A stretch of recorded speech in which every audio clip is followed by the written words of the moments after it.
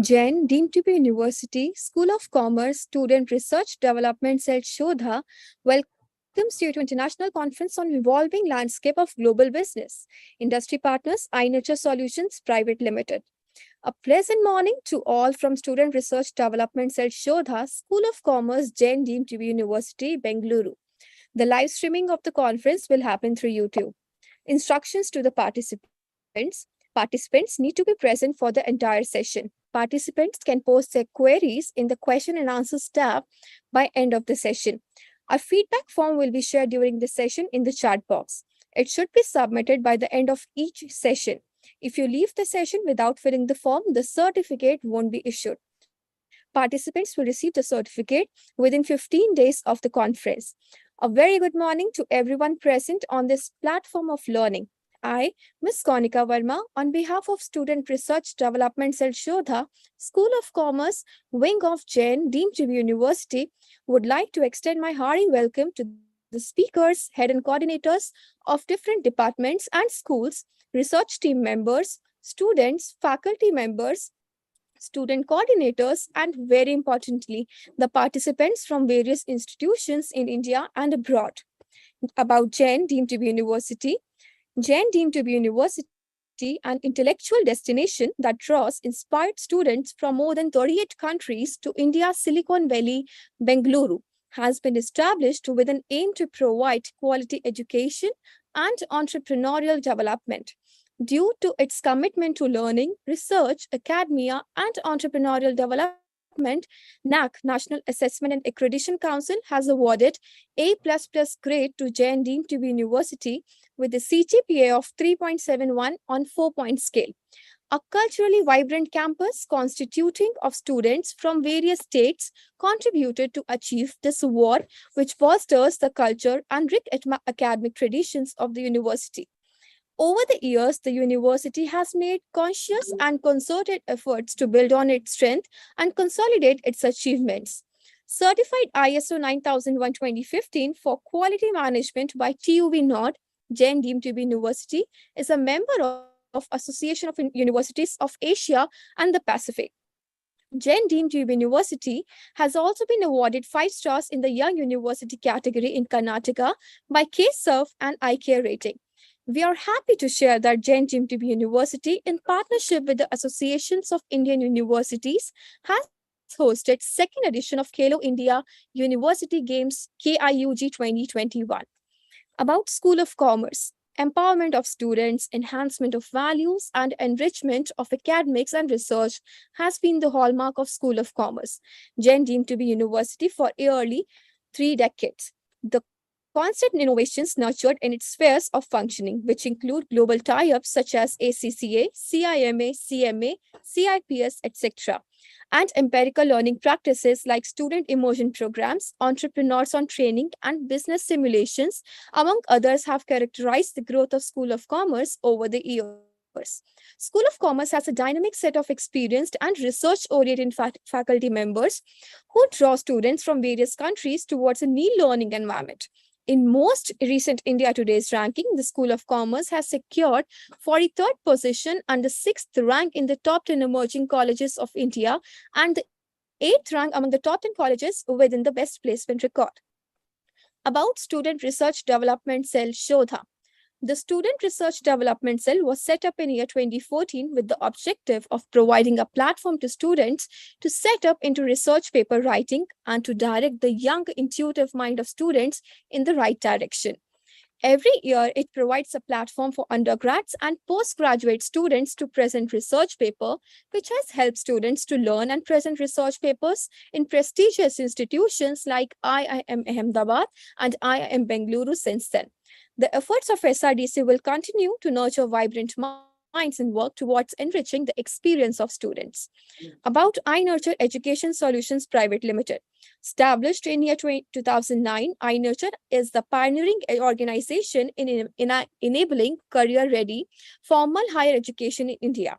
It strives to strengthen employability quotient, across the complete spectrum of adult learning from the colleges to corporate, and the mission is to become true leaders by defining education in sectors that will matter in the future and also the largest provider of career-ready students to the industry. iNurture powers new age undergraduate and postgraduate programs of premium Indian and global universities through its unique university-industry partnership model.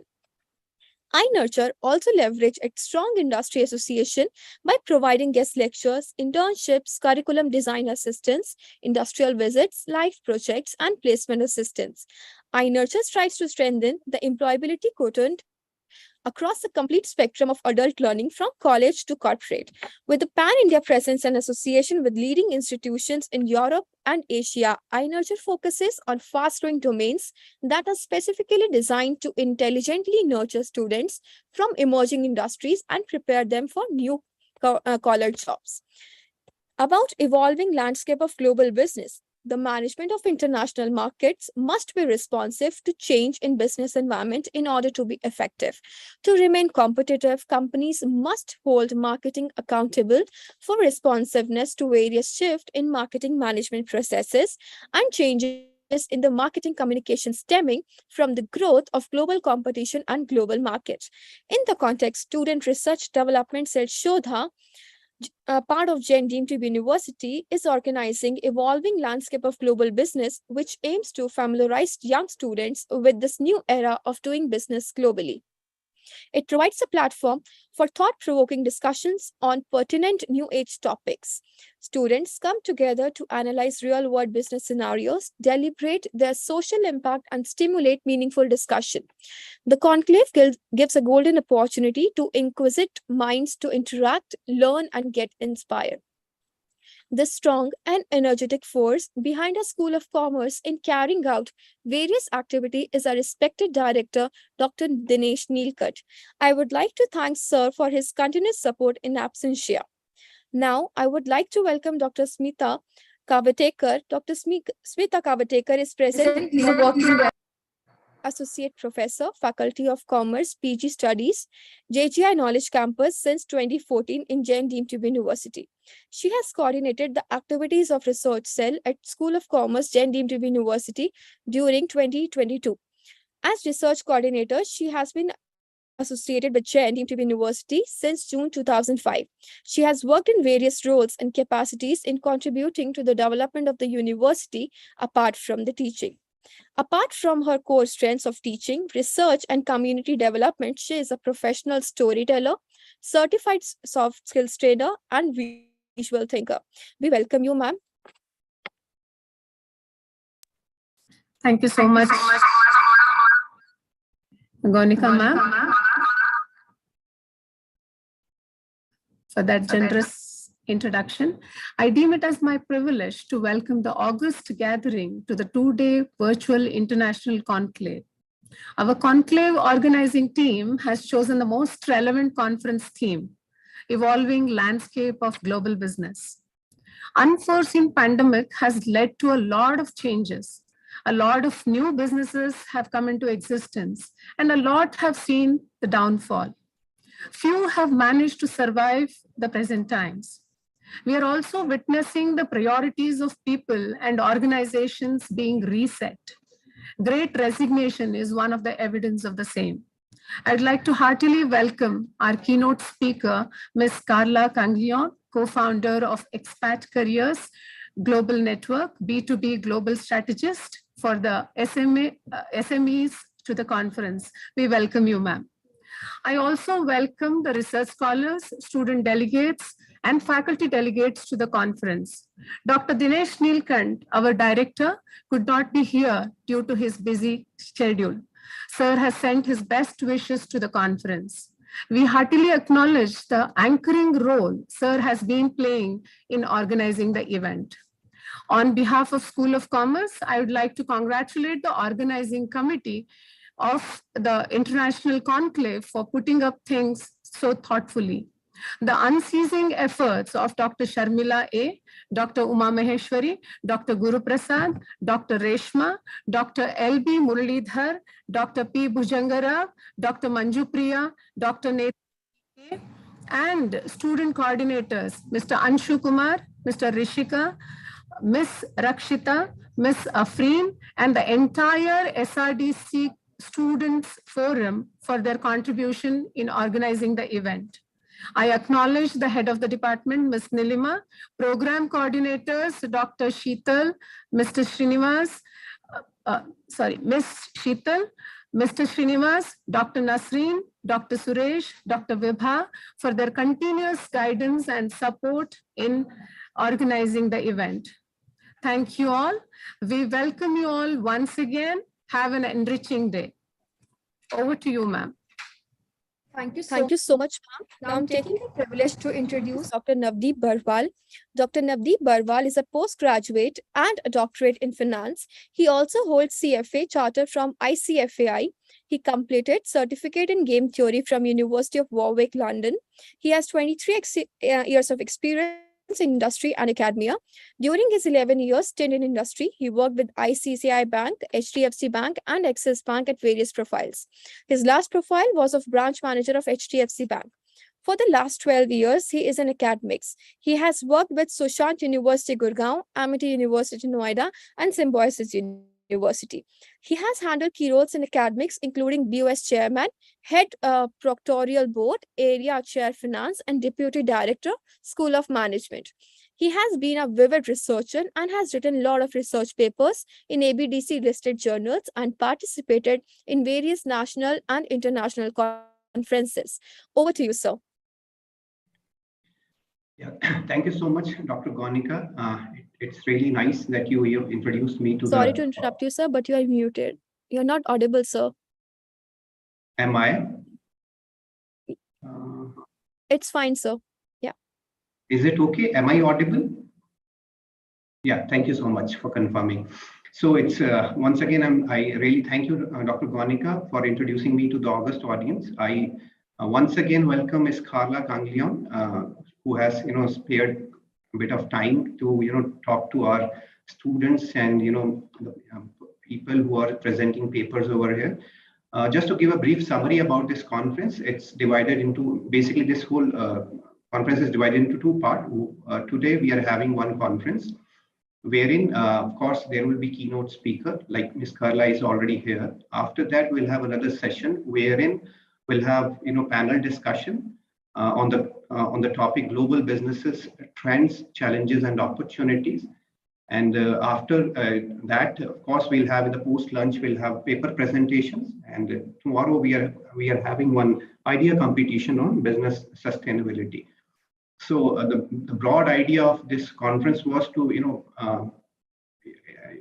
help students to come up with strong ideas which they can think of in the changing environment. What can sustain in this environment, and what could be the future businesses where they can find out some opportunities.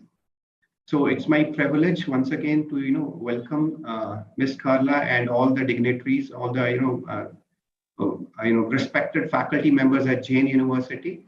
I represent iNurture, so I welcome on behalf of iNurture to all the participants. Hopefully in this conference, a lot of deliberations will happen on what we can expect in the coming time as far as the future global businesses are concerned. I can only, I'm not an expert in this area, but yes, I would like to say one or two things on this. Like if we talk about the global businesses right now, you can see a lot of changes which are happening. Those changes are happening from political fronts, from economical front, and from social fronts. So if we are thinking of having some kind of a business idea, which would be probably sustainable for the rest of the, you can say decades, then probably we need to consider all these three major factors. So like politically, we need to make sure if we are talking about global businesses, we need to, now what is happening, the world is becoming, world is opening up and everybody knows the importance of each other's, gone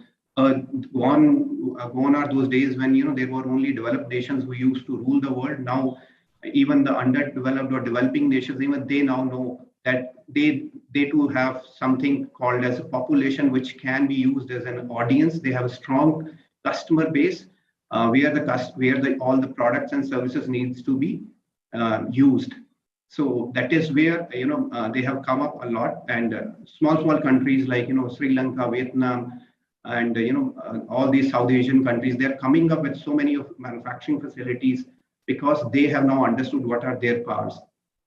So if we talk about economically, now the paying capacities of the average citizens are going up day by day.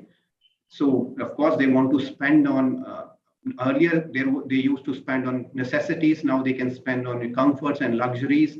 And a lot of, you can see after pandemic, we can see a lot of expenses are being incurred on luxuries, which people could not use for the last 1.5 years while we were in lockdown kind of phases across the globe.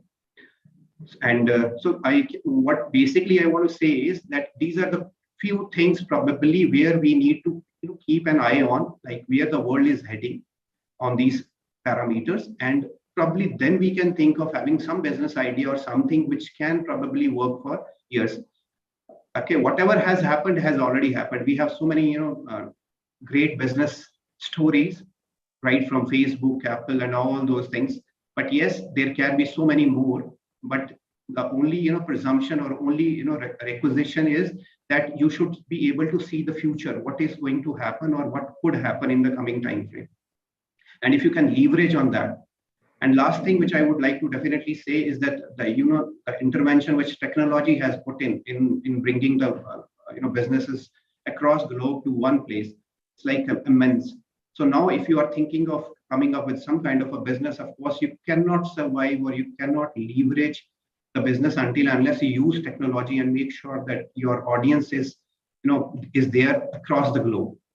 So these are the few thoughts which I have in my mind. So I thought of sharing it with the students and the August audience.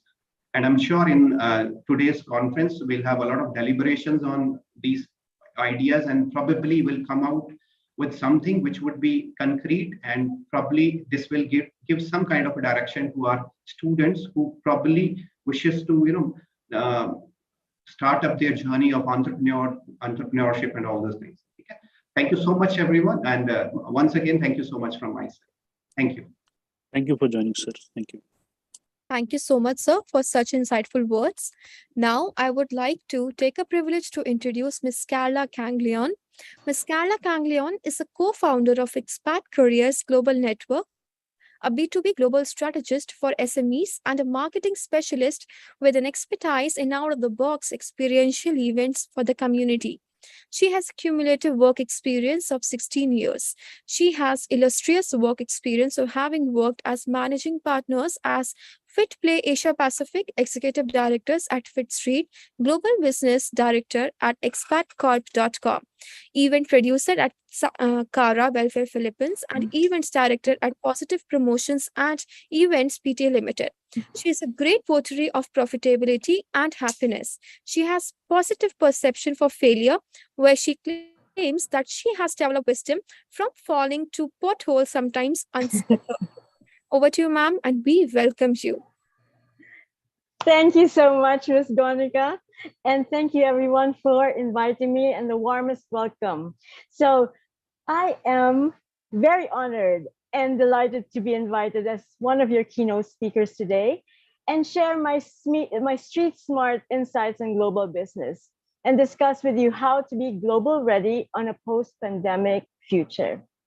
So, however, securing a successful post-pandemic future is not the only hurdle that we have for businesses around the world. September, this month, September 22, has been the most volatile month in recent history.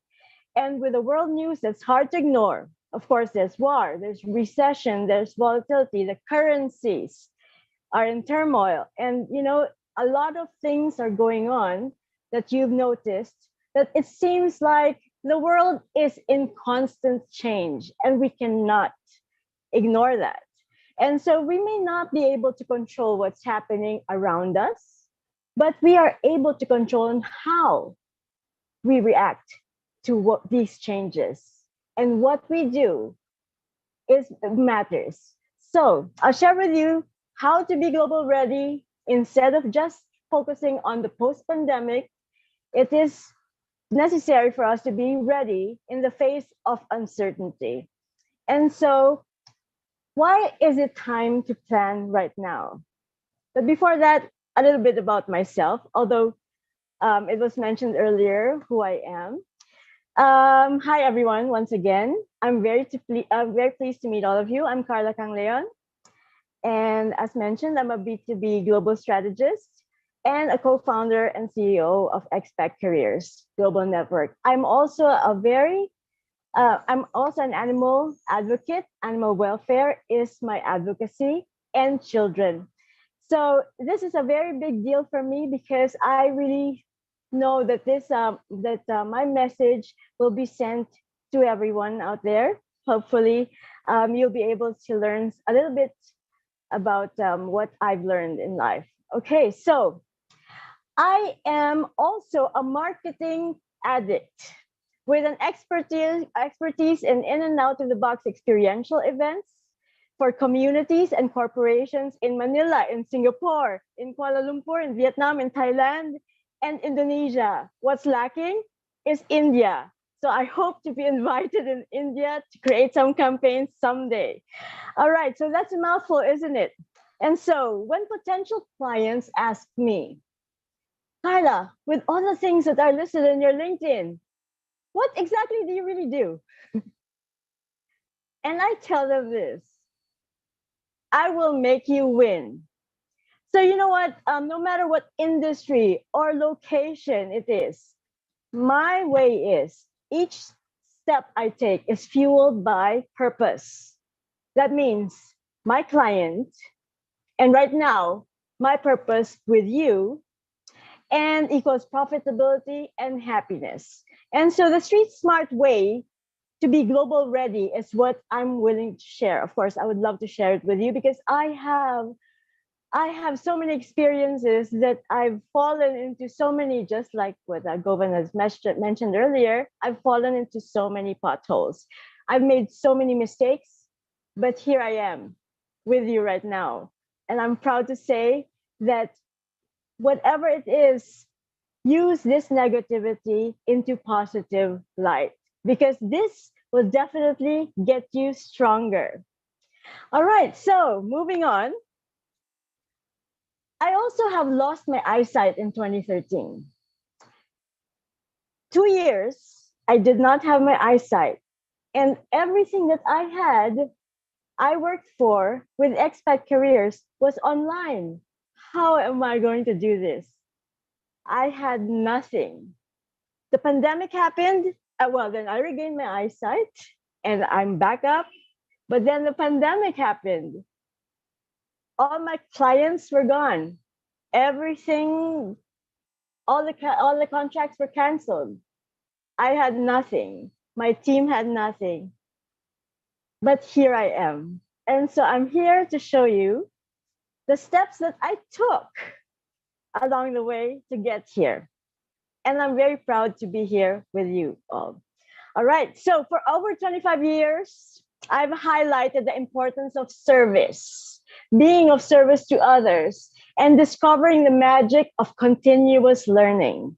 So it doesn't mean that you already have built a business, that you graduated, that you've built a business, that you never stop learning, because it is very important to always be informed with the new trends, with everything that's happening around the world. And so these street smart strategies that I am going to share with you all are learned also from vicarious experiences of my colleagues and friends and from my idol business leaders. Okay, moving on to this, as we heal from the reboot brought about by the pandemic, I have news for all of you. The new normal is here to stay. And so where do we go from here? So starting a business does not mean starting a business alone. So this is the first thing that I learned. It does not mean you start the business alone, because the truth is, behind almost every successful business is a community of like-minded individuals and entrepreneurs who've helped them every step of the way. And finding your niche making a business plan, finding funds, all the way to hiring employees and getting new clients. It's time we embrace this very unique opportunity right now, right this moment, to for us to transform these negative situation into positive action. So I've put together a lot of lists on my tips and trends, but of course we have limited time. So I'm going to just round it up with the general things, the important things I want to share with you. All right. So are you all ready to be global ready the street smart way? Yes? Okay, so let's begin. Now, how to be global ready? First of all, why do we need to be global ready? You know why? Because business has no borders. Right now, all the businesses that we have are online. Don't you notice that? So business has no borders. They're online. It's easy, accessible for everyone to get in touch with you. So the one thing that I learned over this the 2 years, the pandemic, was think local, support local businesses, yes, but support local businesses, but now think global. So think of everyone, what help you can do for everyone, and before anything else, make sure to also consider that to use the two things that are happening right now, the trends that we have for people and technology. People and technology, when you mix those both, are so powerful. They're potent. So just make sure to start your action strategically and correctly. Okay, so for some of you, starting a business may be the ultimate goal in life, while some of you may turn a hobby into business. So, of course, with the reasons being the freedom of flexibility, having a work-life balance, indulging in your interests, and of course, money. And so, where do we start? We all have to start somewhere. Okay, so I started building businesses in 1996, succeeding and failed. Actually, let me just tell you, I started building a business when I was 7 years old. In school, I sold combs. Okay, I sold combs. I also baked cookies. And then I sold them at a very, very minimal price. But then I learned that when I started getting, I am from Manila, by the way. I'm from Manila, Philippines. So I started getting 1 peso, 2 pesos. And that meant a lot to me. And so I learned the value of money and the value of also sharing what I know. Meaning, the cookies that I made were very delicious. And so I learned a lot when I was 7 years old. Now, moving on, now that I am older, I started building companies in 1996, succeeded and failed, and continuously connected and learned from other entrepreneurs. The reality is more than half of small businesses fail within a few years of startup. So we don't want to be one of those businesses, right? So turning an idea into a viable business takes a lot of hard work. And just like my dear friend Fazli Sharif from Malaysia, he's a managing director of iStream, told me, a certain amount of luck, timing, and a particular set of continuously evolving skills are important as the journey of businesses go through future uncertainties. So how can you position yourself as a global leader, a global ready leader in your industry? First, build a business that solves real world problems. What is your product? Why will people need your product? Is it important during this time? Because profitable businesses have products that solve world people's problems. All right. So a key part of any business is to be clear about the problem you are solving. Creating a solution before identifying the problem can have devastating consequences. Let me just say that. You may say, okay, oh my God, I'm inspired by this product. Oh, I want to create something like this, but then no one needs it. Then you invest in something and people might not buy it because it's not necessary. And so that is one of the devastating consequences. So even if you're convinced that you have the best idea ever, it is a good idea to validate that there is a need. There's a need in the market for your product. Okay, so just make sure to be aware of that.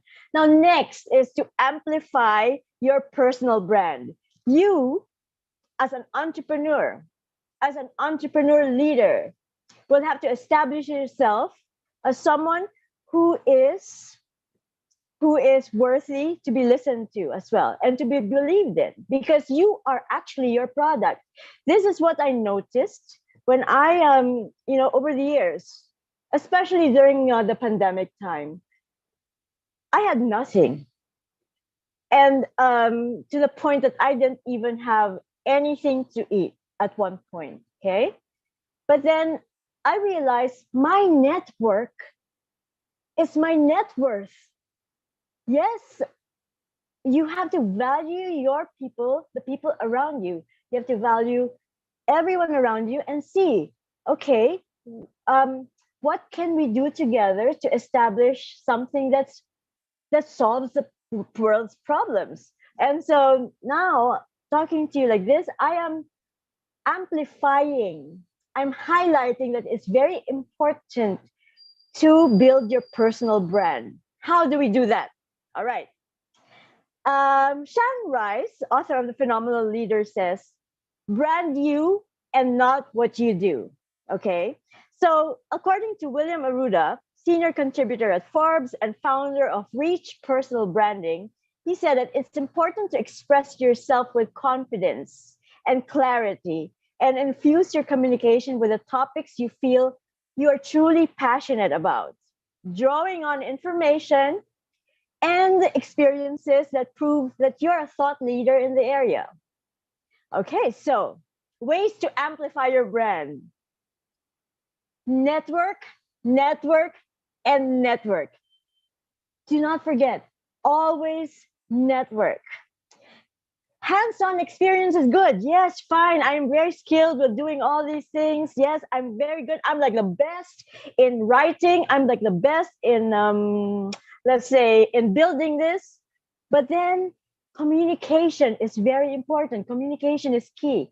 So having the right connections will get you where you want to be. Am I right? Yes or yes? I am right about this. Yes. And of course, who you have to find out, identify who are the leaders in your industry and what are they doing to position themselves. So hearing firsthand accounts is very important. It's so easy right now to find out what they're doing because you can just Google them online and then see what they're up to and see what they're doing and learn from them as well. Okay, so it can give you, Googling can give you vital information that you may have missed. So it's very important to always be informed. Connect with your thought leaders in your industry and join professional networking sites and global networking communities. So I mentioned earlier about LinkedIn. Actually, I mentioned it many times because LinkedIn thrives for me. I've met a lot of amazing people there. And how did I meet them? What I did was, first, just telling you about this, okay? This is what I would do. I first typed in CEO. There's no harm in asking for friend request or connection request with the CEO. If they say no, that's fine. I move on. But first, you have to identify who really do you want, what industry do you want to focus on? And why would they want to connect with you? So of course, you have to make sure that your profile on LinkedIn is credible enough and has more information enough for them to say, okay, I want to connect with this person. Next is, of course, research on who you want to meet. What I did was I researched on everyone around the world. because I wanted to be global ready. And that's what I'm emphasizing right now. You have to be global ready because everyone is going online and everyone is available online. So next is, apart from LinkedIn, find a mastermind group. I'm not too sure if there are any in your vicinity. I'm sure there is. There are also mastermind groups online. They also have particular topics that you might be interested in. I would say that you don't have to contain yourself in your industry. I think it's very good to actually reach out and check out what's happening in other industries, because hearing the same things can be redundant, but learning from others, the experiences of other people, would be very, very enriching for you. Okay, so another group that I found is Clubhouse. Clubhouse is an app that you can find. You can hear a lot of podcasts from leaders. And what's amazing about this is you can even reach Richard Branson there on Clubhouse, listen to him, follow him, and actually be in the same room virtually, just like how I am with all of you. Although this is more of like, an audio version of it. And listen and ask questions and reach out. And I've met a lot of people from there as well. Also, Zing. Zing is another. Now, for social networks, I would suggest Internations and Meetup. All right. So if you're not familiar with Internations and Meetup, Internations and Meetup, they are a global site where people can actually have things happening, face-to-face parties or meetups in any city where you are at. Now, next is my next advice is keep learning and upskill your brand. An example that I'm giving to you would be for me in marketing. I have studied marketing, but recently, social media, of course, was not available when I was young. And so what I did was I signed up for a social media class, and then I now have a certificate. So I kind of feel like a graduate, even if it's like at my age, I feel so good that I have a social media marketing certificate. Also, digital advertising. That's what I learned. And it's like a continuous way of learning because you cannot miss out on things. I feel that the world is running so fast with technology, everything, even Meta is there, that you have to keep up with the pace. And how do you keep up with the pace and still be a global leader? You have to be informed. So I highly suggest keep learning, keep studying, and upskill your brand. Also, apart from studying, join webinars and trainings. That is a very big help for me. Next step would be visible and spotlight your expertise. So getting up in front of a crowd, just like what I'm doing right now, gives you credibility. Apart from that, it's all about establishing yourself as an expert in your industry. So sharing your experiences, especially your unique take in what's happening around your industry, would be good. Producing consistent articles and blogs and blog posts. If you have a blog, consistently post. If you're on Facebook or Instagram, just continuously post, but post something that has value that people would want to read and see. Because, posting selfies would be nice. That would be amazing, but it doesn't go far. But if you want to establish yourself as a thought leader, then give them something that they would value. All right, so shape opinions and start conversations around what's happening. So if you're on Facebook, ask a question, or maybe put up a topic there and invite them to respond and engage in the conversation. Now, also get involved in the industry conversation by speaking at conferences and events and posting on LinkedIn about your area of expertise.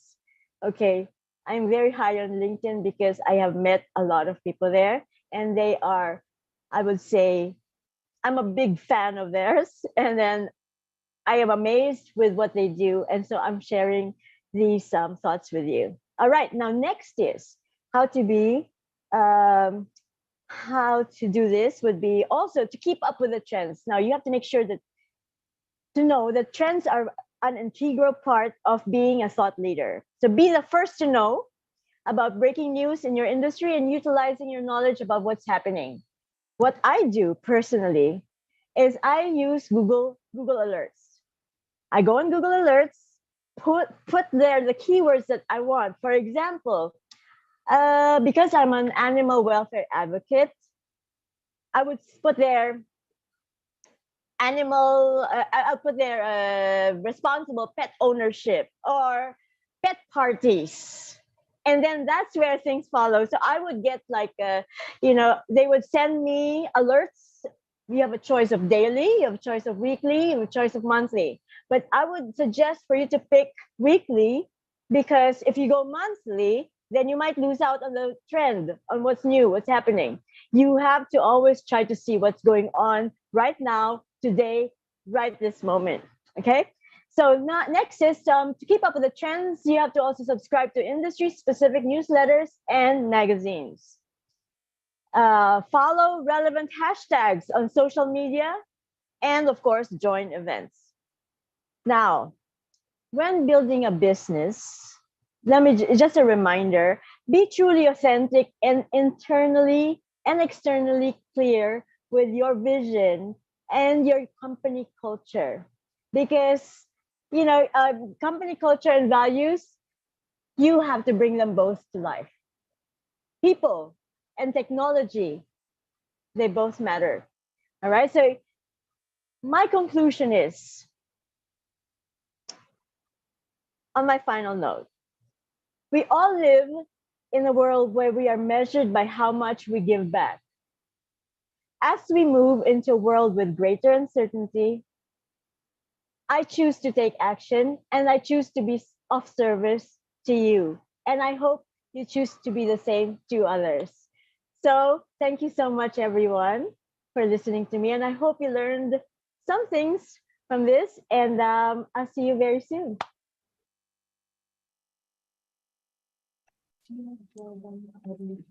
Thank you so much, ma'am. Thank you, ma'am, for inspiring us, filling us with positive thoughts, giving us insight about global business environment. Thank you so much. Thank you. Participants can now post their questions. The link for the feedback form will be sent in the chat box. You are requested to fill it and submit it by end of this session.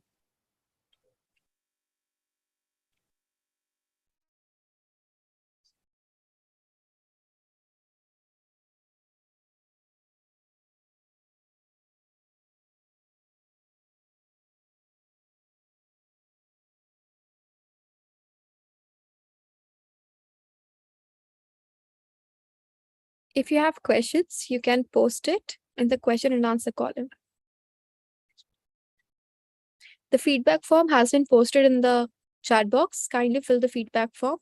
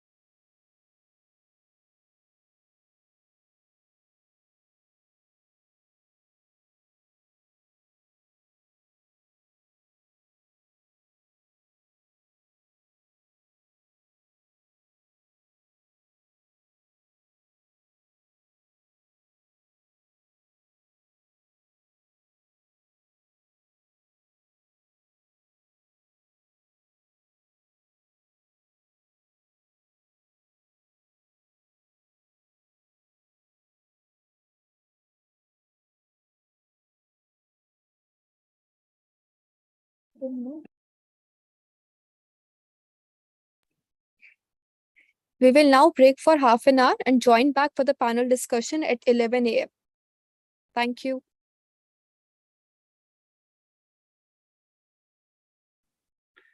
Thank you so much, everyone. Thank you. Let's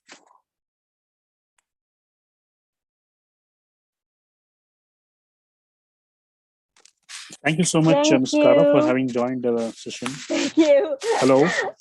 Yes, thank you. Thank you. Thank Hello. you so much.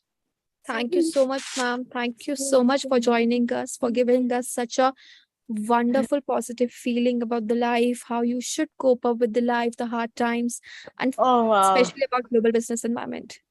You know that being blind really, I mean, I didn't want to delve it with them, but that was an eye opener. Being blind was an eye opener. And so in a way it could keep me I'm very positive about this because I would like to really help. So if there's anything that I can also assist you with, anything, just let me know. I would love to help. And yeah, I'm here for you guys. Thank you, ma'am. Thank you, ma'am. Thank you very much. Thank you.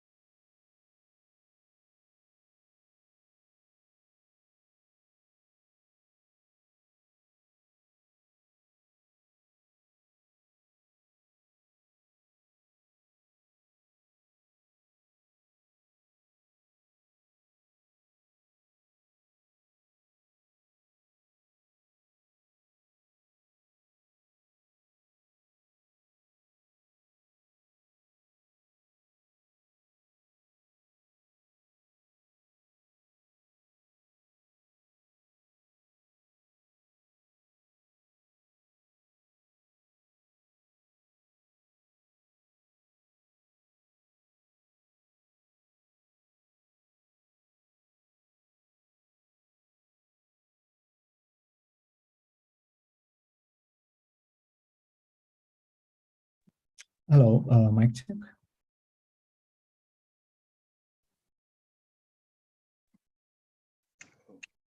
Hello. Hello, sir. Good morning. Very good morning. Yeah. So we'll be starting this session very shortly. Okay, excellent. 2 more panelists are yet to join. So once they join, we'll be starting this session. Excellent. Yeah.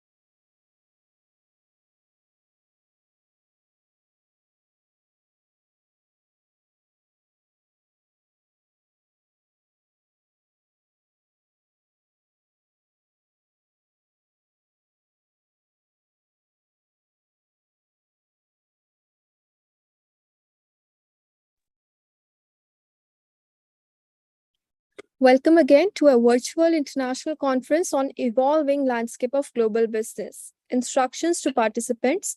Participants can post their queries in question and answer tab by end of the session. A feedback form will be shared during the session in the chat box. It should be submitted by end of each session. If you leave the session without filling the form, the certificate won't be issued. Participants will receive the certificate within 15 days of the conference. Now we are starting the panel discussion on global business, trends, challenges, and opportunities. I would like to invite the moderator of the panel discussion, Dr. Vic Benuina. Dr. Vic Benuina is a professor of HRM and labor economics. He has published over 25 research papers and books in reputable journals. He is currently the associate editor for Emerald Journal of Research in Innovative Teaching and Learning and Reviews for the International Journal of Manpower, Applied Economics and Management Research. Vic has a background in economics, psychology, and international business theory. He earned a PhD in organizational psychology from the University of London, UK, and a certificate in public policy economics from Oxford University. He is a senior fellow of HEA UK, fellow of CIPD UK, and a fellow of the Royal Economic Society England. Dr. Benuina has, in the past 18 years, worked as a senior academic in London, Hanoi, Mauritius, and Dubai. Over to you, sir. Thank you very much, Danica, for such a gracious introduction. I'm a man of little words. I don't like letters. I don't like to be in the spotlight, but it's such a great privilege to be able to make a contribution to your panel discussion today. And when I look at the topic for our panelists, it just brings to mind how far we have come as human beings, over the past number of years, from the Silk Road trade between Europe and Asia in the 15th century, to the manufacturing of cars, to the manufacturing of airplanes, technology development, commercialization of trade on the internet. We have come so far over the past decade or century.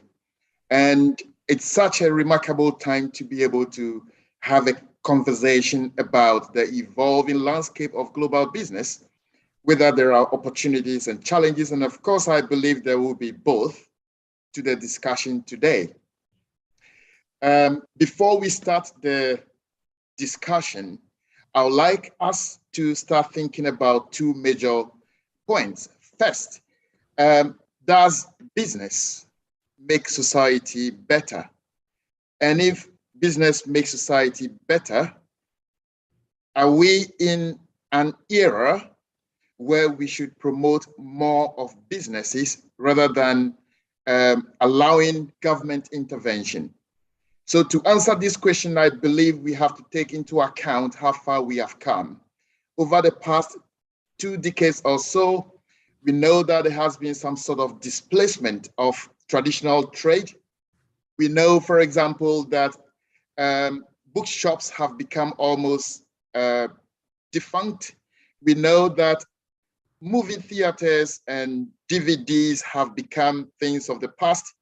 We know for sure that a lot of businesses that previously were brick and mortar bookshops, they have all become anachronistic. They've become things of the past because the internet has revolutionized trade.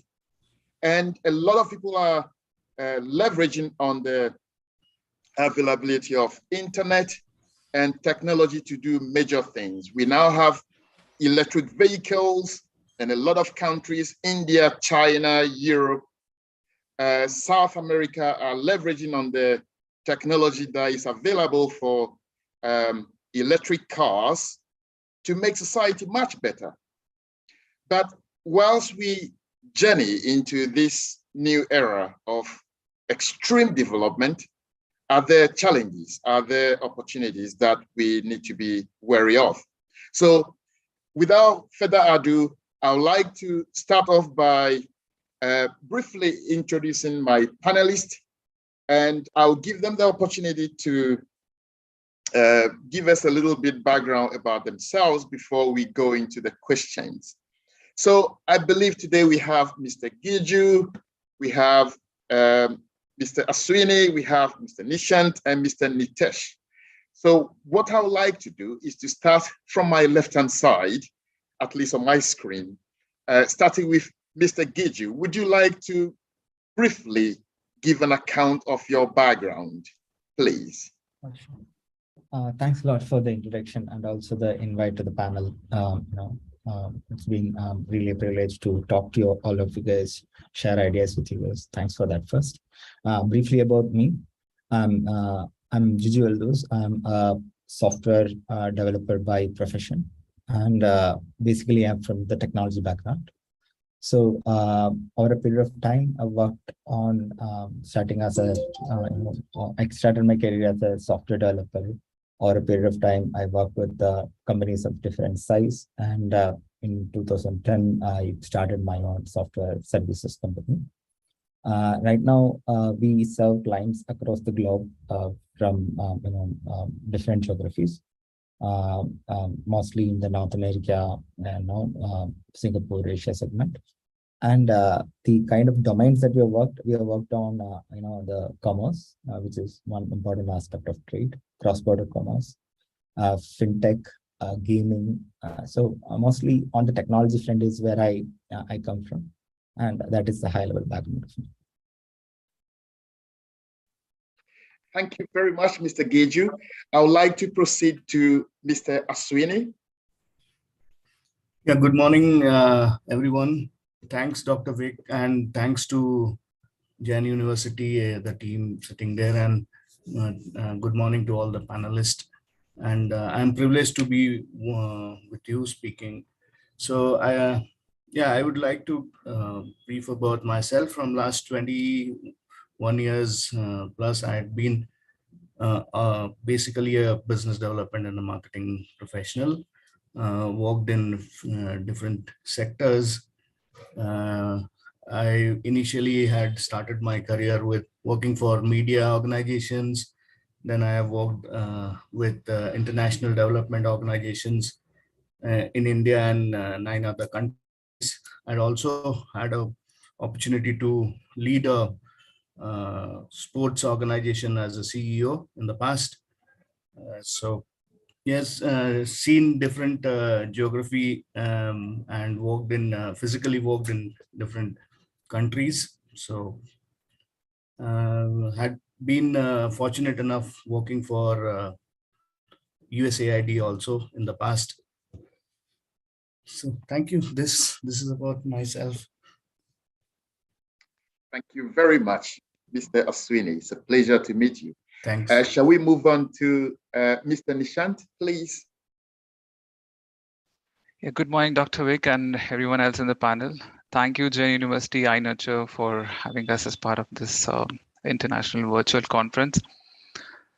I started my campus to corporate journey with Cognizant. So my overall experiences are around 15 years, spanning across multiple facets. I've been into consulting, partnership management, alliances, business development, sales, and pre-sales. My heart is also in teaching. So whenever I find a chance, I make sure that I connect with the students. I do guest lectures in IIM, IITs, and many of the other B school and T schools. Right now, apart from doing all this, I also have started my sustainability journey. In my personal life, I would say, no chemicals at home, as much as possible, walk, things like that. Doing my bit to the SDGs. So good to see all of you. Hoping for a wonderful conversation today. Thank you, Dr. Vic. Thank you, Mr. Nishant. And finally, I would like us to, if Mr. Natish is there, if you'd like to give us a brief background. Sure. Thanks, Dr. Vic. And good morning to all panelists. I would also like to express my gratitude and thanks to Jain University, Dr. Murlidhar, as well, in terms of inviting us to be part of this panel and to be part of such an interesting discussion to discuss about the evolving business landscape, the global business environment and all. So really glad to be here. Just to give a quick background about me, I have close to 10 years of experience working across different roles in business. I've worked in leading global business development, alliances, partnerships at Dowcentric, which is a niche management consulting firm. I've worked in the cross-functional roles of strategy, sales, procurement, and product management. I've also worked closely with the industry leaders in consulting, CPG, FMCG, retail, manufacturing, Alcobev, venture capitals and all. And given being in consulting, it also opens doors to work across different industry segments and all. In my current role, I've been leading global business development and partnerships and alliances for the organization. Have the opportunity to work closely with the business, especially in the Western geography of US and EMEA markets. And I'm passionate about finding simple solutions to some of the complex problems posed by the industry. So, and also the interplay of technology, people, and process, how we can intertwine all of them together and find some innovative solutions to some of the pressing problems that we see ahead. So just a quick background, Dr. Vic, back to you. Thank you, all panelists. It's a great privilege to have you to talk to our audience today. And because we don't have enough time for the session, I like talking a lot, but this is not the time for me to be in the spotlight. It's the time for our panelists to be in the spotlight. And I'll begin by posing the question, because we are talking about the evolving landscape of global business.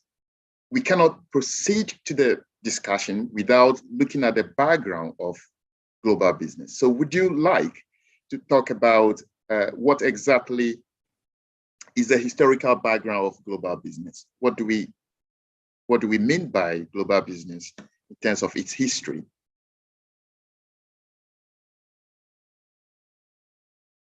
I would like to leave this open to anyone who would like to jump in. Yeah, Dr. Vic, well, nice question. You told about the Silk Route. Yeah, that's maybe the global the business history goes back more to the BC's era.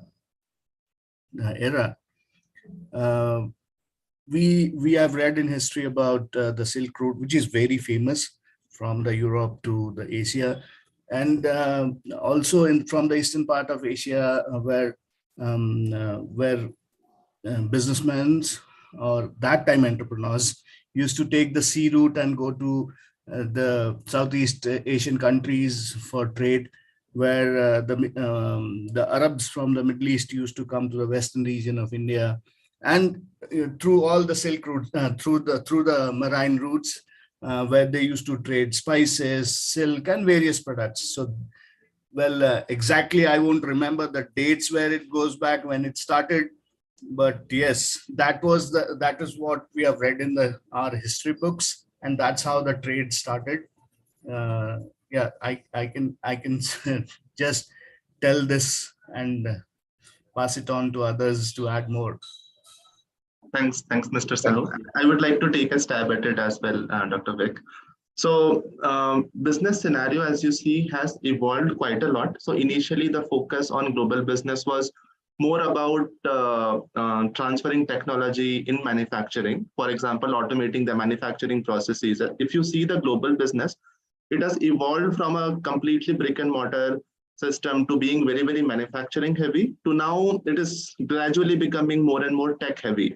So what we mean by that is the business landscape is changing from being more and more manufacturing heavy, industry heavy, to more and more tech heavy, doing the same thing, but improving the efficiency of it, leveraging the technology and years of research which has gone in. What we also see is a lot of the trade was led by US after the World War II because of the, obviously US was in a position to dominate the global trade.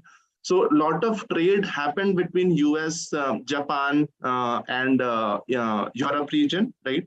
Now the Asian countries, including India, China, they have caught up manufacturing, and because of the push from US also to outsource the manufacturing and also provide the technology know-how to other countries as well, including China and India, we have been seeing a lot of manufacturing growth, which then spurred into the secondary and tertiary sector in terms of the developments here.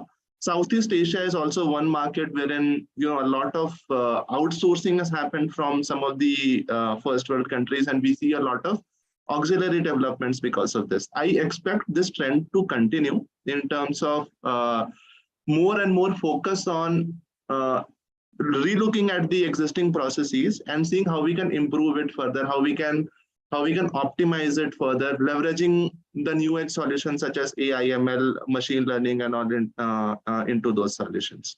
So this is what I would like to add. Back to you, Dr. Vic, and other panelists. Thank you very much. I think Giju has got his hands up.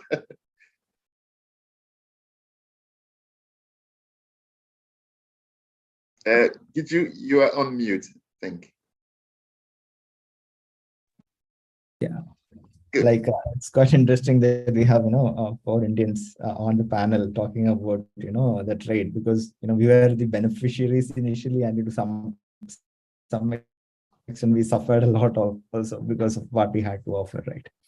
So of course it started with the commodity, right? Mostly physical goods, and whatever the special items that you could offer.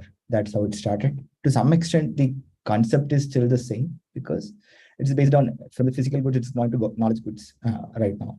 So how the landscape evolved is quite an interesting one, because overall the producers and the consumers of high level remain the same. It is mostly the items that get transferred that's changed over a period of time, right? And now there is a lot of opportunity for not just India, for anybody who is able to provide the knowledge goods which does not need you to have the natural resources. So it's becoming a little more democratic in a way, because it's the skills and the capabilities that you're able to provide that really matter. And also, whoever is engaged in the trade, it is not a one-way transfer of goods and profit stays at one place, right? So the exchange is what is actually making the ecosystem go up. Now, when there is goods transfer, there is technology transfer backwards. And now you see that there are different manufacturing setups that are coming in India also in recent times. So technology transfer, how it kind of develops a particular area. So it's a very big shift that is happening in recent days, and also the way in which these contributions happen also is improved a lot. Because initially, if you look at, mostly it was a back office jobs and those kind of stuff that was getting outsourced. But now a lot of core, tech as well as core, business intelligence items are getting transferred, which enables the recipients also to kind of replicate the business models at their premise. So that could be one of the reasons why you see these, insane amount of funding and all those things coming to countries like India. Right? So how it's all part of that, evolution, and we are all fortunate to be part of it, witnessing it, and being at this time. Yeah. Thank you very much.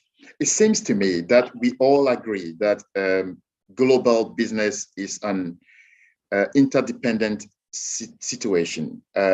You've mentioned, Giju, as well as Sweeney, that historically it was America and Europe that were at the forefront of global business. Now, it seems to me, based on what you've said, that Southeast Asia and Asia as a whole is driving global trade.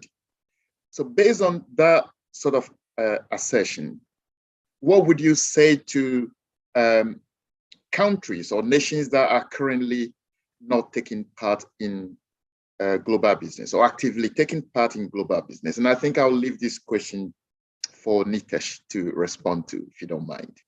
Yeah, thanks, Dr. Vic. So if you see the countries which are not taking part in the global trade, most of it is because of the geopolitical situation there. North Korea, for example, right? India was also one country which caught up late in the global trade, and a lot of outsourcing from US happened in China, and we see that trajectory change between India and China. Till 1980s, both countries were similar in terms of the GDP, but now China's GDP is 5x of India's GDP because of the late globalization, or because of the late participation by India in globalization.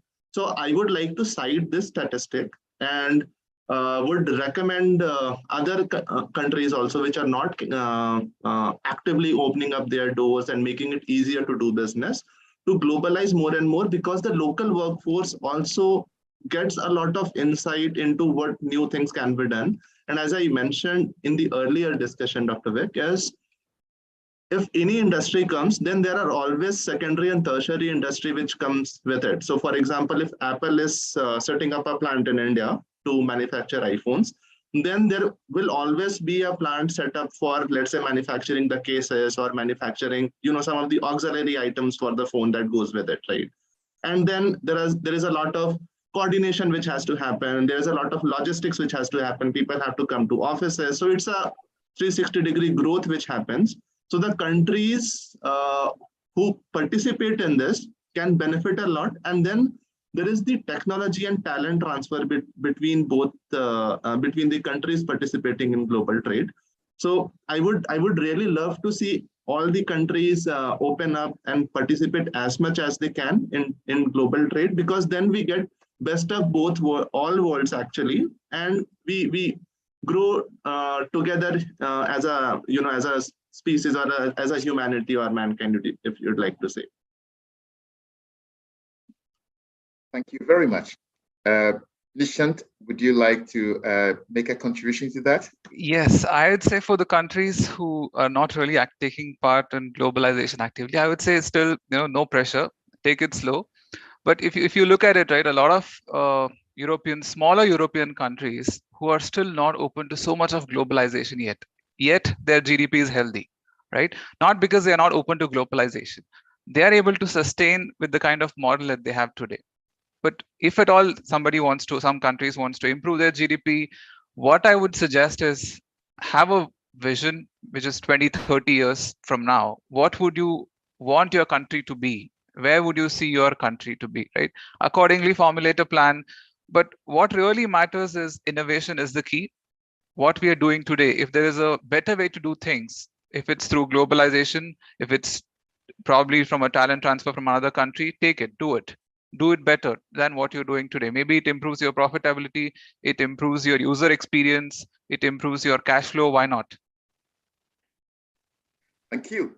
Both contributions are very valuable, but I'm going to switch to Aswini and ask the question. I mean, both Nitesh and Nishant have emphasized the point that global trade is going to provide increases in GDP. But we all realize what happened 2 years ago. In 2019, 2020, COVID-19, which no one was expecting, all of a sudden took us by surprise. So, Mr. Sweeney, what would you say was the kind of pattern of global business previous to the COVID-19? Well, and is that different from what we are experiencing after the COVID? Dr. Vic, thanks. What both Nitesh and Nishant pointed out, when there are a few countries, there are various factors why they are not open to global business. Geopolitical thing is one of them. Pre-COVID and post-COVID, during COVID, I think there was a lot of technology and knowledge transfer in terms of few sectors. Like if we talk about the vaccines, we talk about the pharma sector, we talk about many sectors going into the technology and digital platform, where education system has been completely digitized. And it not only will help the global business and countries get participating in it. It not only help in the GDP growth, it will be a holistic growth of that particular country. Nissan said there should be a proper roadmap for next 50 years, where the head of the countries want the country to be. Where they want to see the country to be in terms of GDP, in terms of employment, in terms of knowledge transfer, and many things. But pre and post COVID, technology has played a very, very important role in taking. Maybe many sectors have explored the technology front, the digital front, in doing business from staying remote, where the team is working remote, but still they were able to deliver maybe 10x of what they were delivering before. So this particular pandemic, or this particular phase, has evolved in the use of technology has gone up to anything. And Nishant also, Nitesh also pointed out about the AI, ML, and the scope where AI, ML, robotics can be used and leveraged, to optimize the resources and to give out the best results. Back to you, Dr. Vic. Thank you very much. It's not surprising that within a very short period of time, having experienced the COVID, a lot of other irregularities have happened. We know what has happened between Russia and Ukraine. We know petrol prices have gone up. We know that there has been a discussion about the monkeypox and so many other variables that, if you are in global trade, you should be taking account of. So in the face of all these irregularities, what do you think is a recent trend and response from businesses? What kind of things are they doing differently in the face of the Ukrainian war, in the face of oil prices going up, in the face of all the pandemics? What are they doing slightly differently today? I'll say Giju will take that if you don't mind, please, Giju. Sure, I'll take a stab at it. So from the COVID scenario, right? The way personally I see it is, it was kind of a reality check and eye opener to kind of everybody to kind of reset on their priorities, right? To some extent, that might have made countries and people go look a little bit inward, and that could be one reason why you see certain way in which the psychology of nations and people behave, right? Because and if you look at that time, you see the travel bans imposed. So now those things are kind of getting reduced, but that inward looking is something that happened a little, which has its positives as well as negatives, right?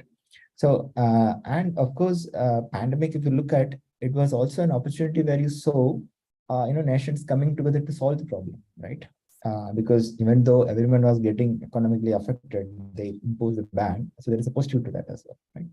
Now, also countries working together in providing the vaccination, So with all these, to kind of add to one point to our previous question, right? Definitely all these technological advancements, right? You will need that. The countries and nations can't exist in silos, right? So we need to talk to each other, share what we have, and that is needed for the humanity, right? So now coming back to the post-COVID situation of what's happening. This is also a phase which we will get through, but it's a little bit of reprioritization, and that inward people going completely inward. That could be the reason for some of these decisions. And just like people say, like recession is a non-existent thing. It is just because a herd decides to kind of reduce on their spending because of a psychological factor, right? So the resources, whatever was existing, it's still existing in the world. It's just that the habit changed, right? So now coming back to the exact point in terms of irregularities and trends. Even if the Russia-Ukraine situation, in the recent, I'm seeing that a lot of positive vibes coming out, because larger part is being out, and mostly it is to kind of end up in a way in which it is balanced, right? So it can't go to extreme measures. We didn't see it going to extreme measures also, even though there were chances of that. So it will pass, and the world will come back to a better place where where everyone works together for the betterment of humanity, because that is the only way that we can exist. So that's why I look at it. That's very optimistic. Did you keep emphasizing it's a phase, it's gonna go away, we will be okay? You must be a world leader, trying to reassure the whole world that it's gonna be okay. But I think I'm gonna have to ask Nishan to respond to that. He has got a point to make. Yeah, I would totally agree, and I appreciate Jiju for having that positive outlook. We all have to be positive. It will end soon, and we'll be in a better place. The world will be a better place to live soon.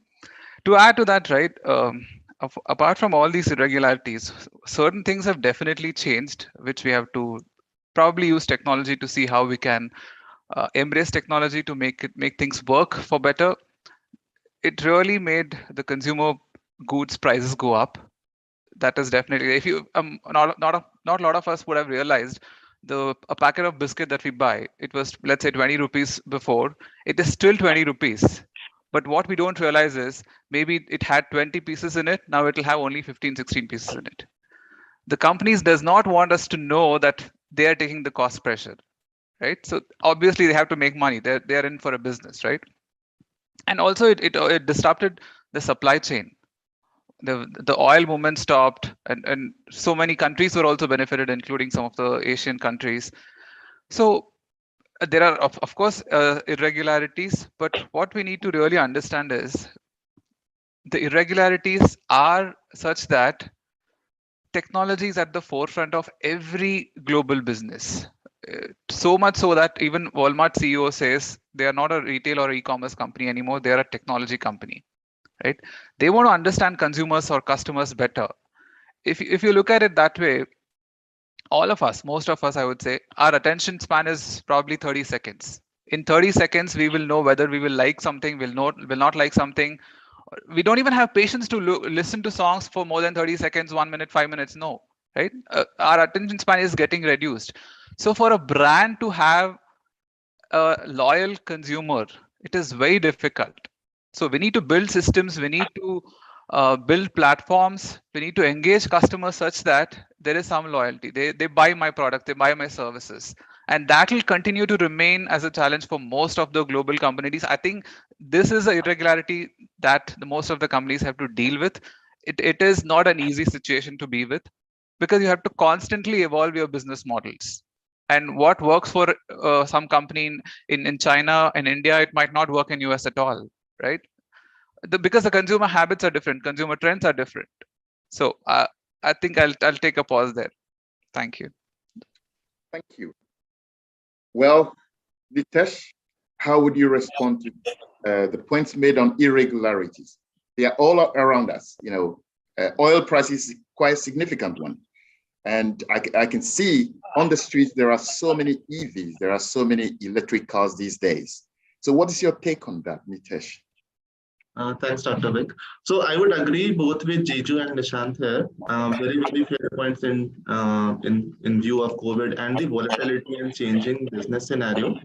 So what has happened now is organizations are pushing more and more to have that visibility on what is happening in my entire system in terms, and that's why a lot of technological or digital transformation, as we see, it has accelerated quite a bit. And at certain point, we also saw a shortage of technical resources on the market, and someone, let's say a data scientist, had close to 10-20 different offers with hikes at as high as 100%, right? Which is unheard of before the COVID situation happened, right? Industries quickly realized that these were some of the gaps in my current business model, for example, which we were not able to solve because of so many factors, or we could not prioritize this because our focus or the culture of the organization was, let's say, more manufacturing heavy or more, let's say, sales heavy, or it can be any department, right? But because of the COVID, it exposed a lot of inefficiencies in the system, which needed to be taken care of. And I see a lot of trend around supply chain resilience. Recent event closed in London, the Gartner Symposium, wherein 3 days the leaders from all the Fortune 500 firms came in together, and the talk was more and more around supply chain resilience and how you can make your supply chain more and more resilient to absorb the volatile scenarios in the market, because these kind of uncertainties can happen. And the Ukraine-Russia war situation also, it added to the volatility. The market has not yet fully recovered from the COVID pandemic, but the Ukraine-Russia situation has added one more pressure onto it, right? Now, because of this, orgs need to be very, very resilient in terms of acting, in terms of taking new initiatives. The way to work, the culture has to change a bit, and it has changed a bit.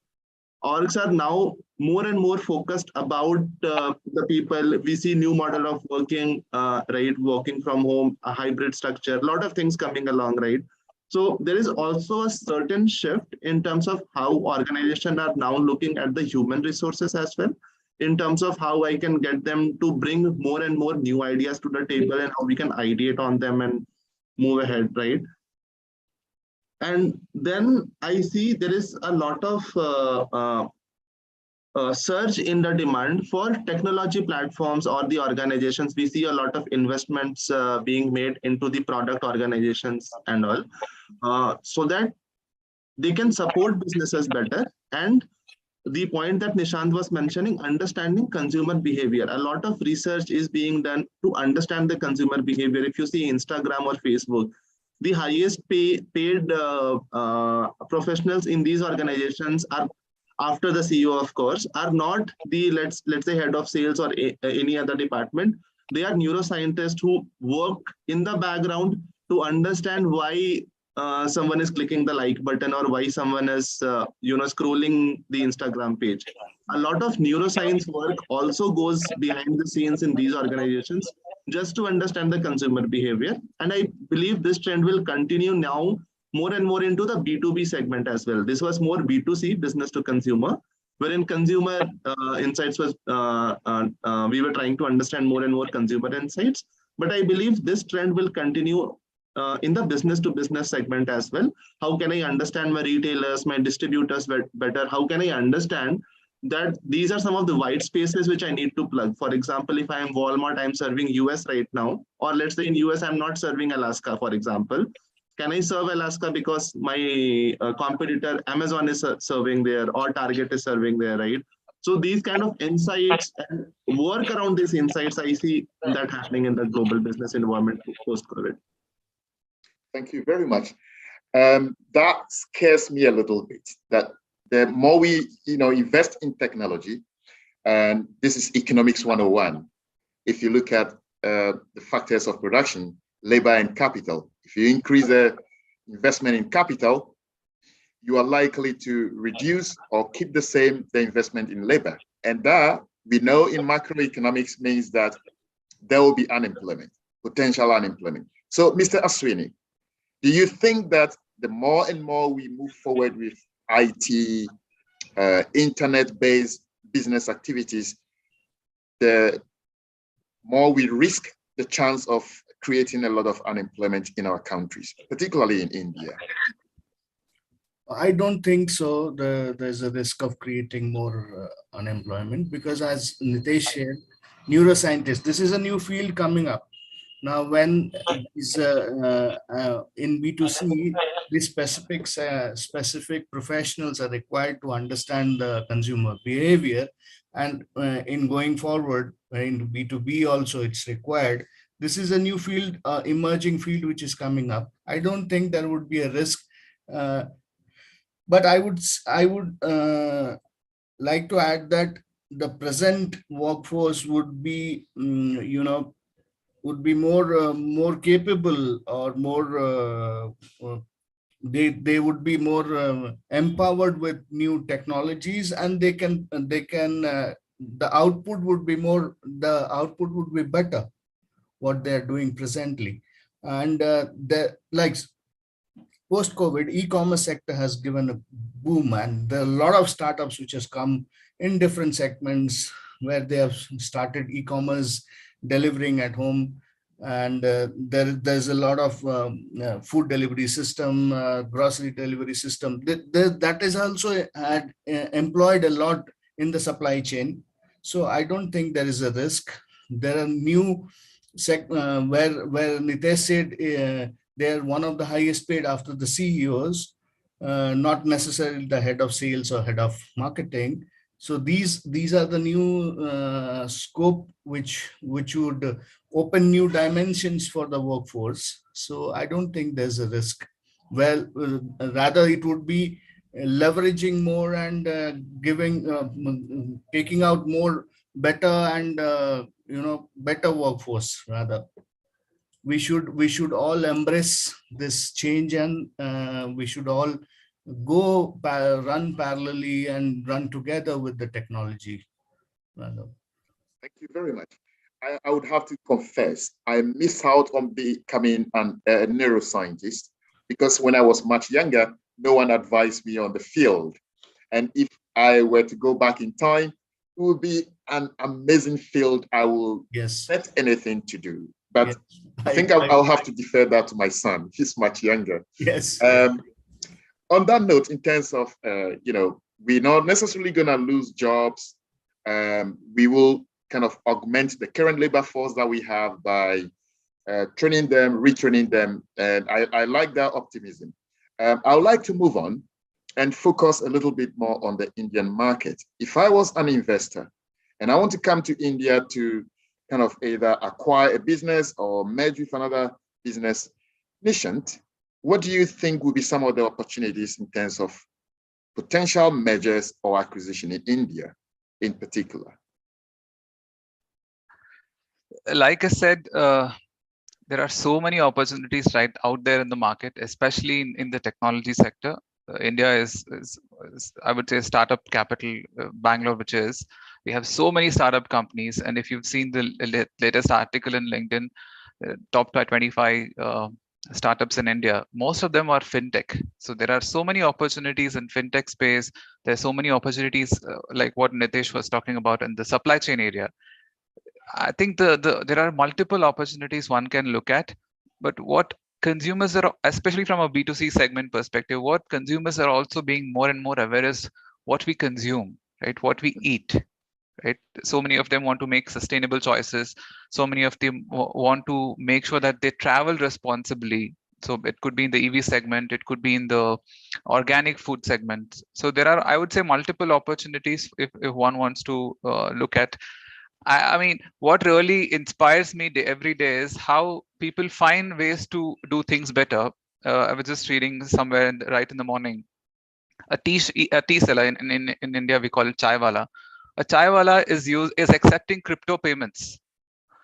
Be that using technology to that extent, it's amazing, right? So we all find different ways to do things better. So as long as there are startups who can help do things better for businesses, for customers, I think those are the kind of companies to look out for. Thank you very much. If I remember when I was much younger in university, everyone was talking about India as the hotspot for IT, engineering, science. Is that still the case? And for those investors who are currently listening to our discussion, do you think that's kind of a narrow focus for them to invest in terms of mergers and acquisition? Is that what you say, Nitesh? So I would say, as is the case with any investing, invest wherein you understand the market or the domain on what's happening. It's not, let's say EV is working, then I'll invest in EV. You have to be very, very careful where do you invest in EV, right? Now, to quote one trend, I am seeing a lot of sales of the air conditioner has increased in Europe. The reason being they are seeing more and more hotter summers than before. And the buildings were designed in a way to trap heat. It was not designed in a way to ventilate a lot of, right, in the European countries, right? And I'm talking mostly about Western Europe for now. Now, because of this, these homes are now needing an air conditioner because of the climate change or whatever. They are seeing more and more hotter summers going along, right? So these you have to watch out for these trends. And if I were an investor, I would invest in areas where I'm comfortable with, where I understand, yeah, this is a trend, I believe it will happen. This is the organization which is actually attacking the problem at heart. They have understood the problem. They have the right team and the right mindset to crack this problem. They are not in here for the short term, because we also see a lot of startups come along with a very short-term view that I'll build a product, I'll onboard, let's say, 100,000 users, and then I'll sell it off to another investor, or I'll wait for a larger company to acquire me. I would ideally not want to invest in such startups. I'd like to invest in startups which have a more grander vision, right? Now, coming back to what are the areas which you can invest in India? India has obviously diversified from being a pure science and IT play to now we see a lot of investments and organizations in the EV or the green sector. Sustainability is on a big push in India as well. Fintech, as Nishant mentioned, is definitely on the rise. Organic foods, yes. India has recently also unveiled a logistics policy, which says that now we had only 3-4 major logistics hubs in India, and there were a lot of regulatory bodies. So what we'll do is we'll integrate all the regulatory bodies, the service providers, the industries together on a single platform, so that the cost of logistics in India is currently at double digits, around 13%. Can we reduce it to 9% or 7% as per the global standard, mostly in, again, US, European, Western European countries, right? So can we come at par with this? So there is a lot of investment, again, going on the logistics side, and there is a government backing on it as well. So if there is a startup who can make this easier for the all the players involved, I would recommend an investment there. And then I see a lot of investments and push in the Indian ecosystem on the aerospace and defense side, because we want to have indigenous capabilities. We recently saw a aircraft carrier built, launched, and commissioned into the Indian Navy quite recently built indigenously in India, right? So these are some of the trends to watch out for, and some of the big conglomerates and businessmen in India, including Reliance Group, right? They're investing quite a lot in 5G, and a lot of acquisitions has also happened in 5G. So it's not like India is now catching up on 5G. India will be one of those countries who will be taking 5G to the world. So that would also be one of the bet that I would suggest to take. Back to you, Thank you Dr. very much. Thank you. That's a very broad scope of potential areas of mergers and acquisition. And on that, optimistic note, as a business professor, it's always the case that we have to look at the downside also. So when we focus a lot more on the potentials, Aswini, what do you think could be some of the potential dangers to mergers? Why do they fail? In my mind, I know culture is one of them. There are different cultures from different parts of the world. But other than culture, what could be some of the reasons why some cross-border mergers and acquisitions might fail? I think I'm having Aswini in mind for that question, if you don't mind. Yeah, culture is, as you said, one of the important factor. There can be other factors like maybe lack of proper communication, also understanding the market, both the market and the need of the market. Has a proper R&D has to be done on which particular sector the mergers are happening, and what's the need, not for the next 5 years or maybe on a long run. What's the need? That's why that can be a few reasons why they have failed. Thank you. Thank you. Anyone wants to add to that? Would you like to make a, yeah, great. So basically, if you look at the overall, mergers acquisition space, there are different reasons for it, right? One reason could be, a common business opportunity that you see. One could be alignment in vision, right? Then there could be that we see when mergers happening due to pure investor pressure. Even there was like we see when acquihires as well, right? So there are different kind of mergers happen. So now when you look at the one that can work best is the one with the common mission, right? Because even if you're pursuing the same business opportunity, the way that you want to pace it might different for two of these, underlying organizations. So there, these friction can come in and, can result in, not a smooth, functioning afterwards. And in terms of when that particular plan is thought through, when you're thinking of, aligning on business opportunities, it's important that, the people who are driving it are in alignment. If there is friction at that point, that also can, lead to, in paper, what you see in a spreadsheet with respect to common goals is very different. How you actually practice it on when people are on the play, right? So that is how I see it in terms of, how things could fail there. Thank you very much. Nishant, I see your Yeah, I'd just like to make a single statement point, right? To what Ashwini and Jiju said, amazing point of views there. In my opinion, I would say, especially in the cases of mergers and acquisition, the one thing which needs a lot of attention is change management. Rather than focusing on, we've got 6 months to integrate into the system, so get yourself aligned. Than going through that route, if the organizations can first focus on leveraging the synergies, what are the common grounds, like what Jiju said, what vision it is, what each of us are good at. So let's focus on that first, than focusing on the differences first. You're not doing it this way, do it this way, right? Than doing that, if we can focus on leveraging those synergies, common grounds, I think that's when mergers and acquisitions can really work well. Thank you very much. Great points there. Now, moving on, I'm very passionate about effectiveness and efficiency of the labor force.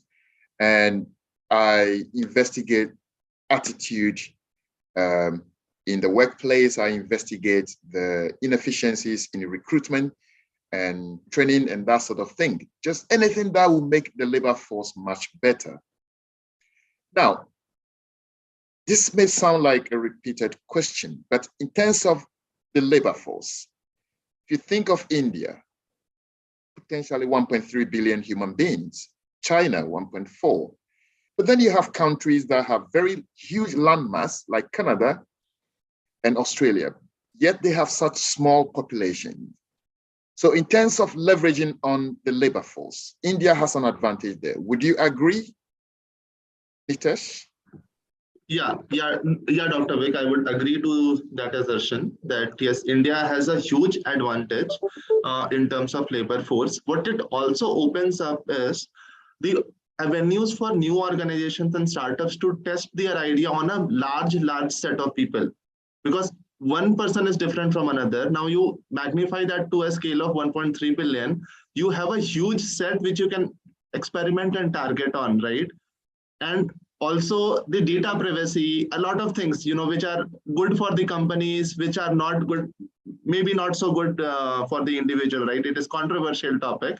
But let's say if I give you all the access to my data and you are an organization, you can learn a lot from that, more into the again consumer insights, what I like, what I don't like, at what time should you show me an ad, what kind of ad should be shown to me, right? That is very beneficial for you. Now in these countries, in India, China, Southeast Asia, again, it's heavily populated, right? You don't have a very strong data privacy law right now. So it is good for businesses, at least, to work on those data and understand and experiment and keep doing it on a huge scale. There is also a certain trend and huge mix between the urban and rural workforce in all these countries. So there's a lot to learn from. So whatever you learn here and experiment it on a billion people scale, then you can, it becomes much easy for you then to translate and replicate the same business model and learnings in different markets as well. We see this with some of the food delivery startups like Delivery Hero, what they have done, or Zomato in India. This is something that has a lot of potential. And India as a country also, or South Asians as a, I would like to make a stereotype here, we don't have a concept of a work-life balance right now.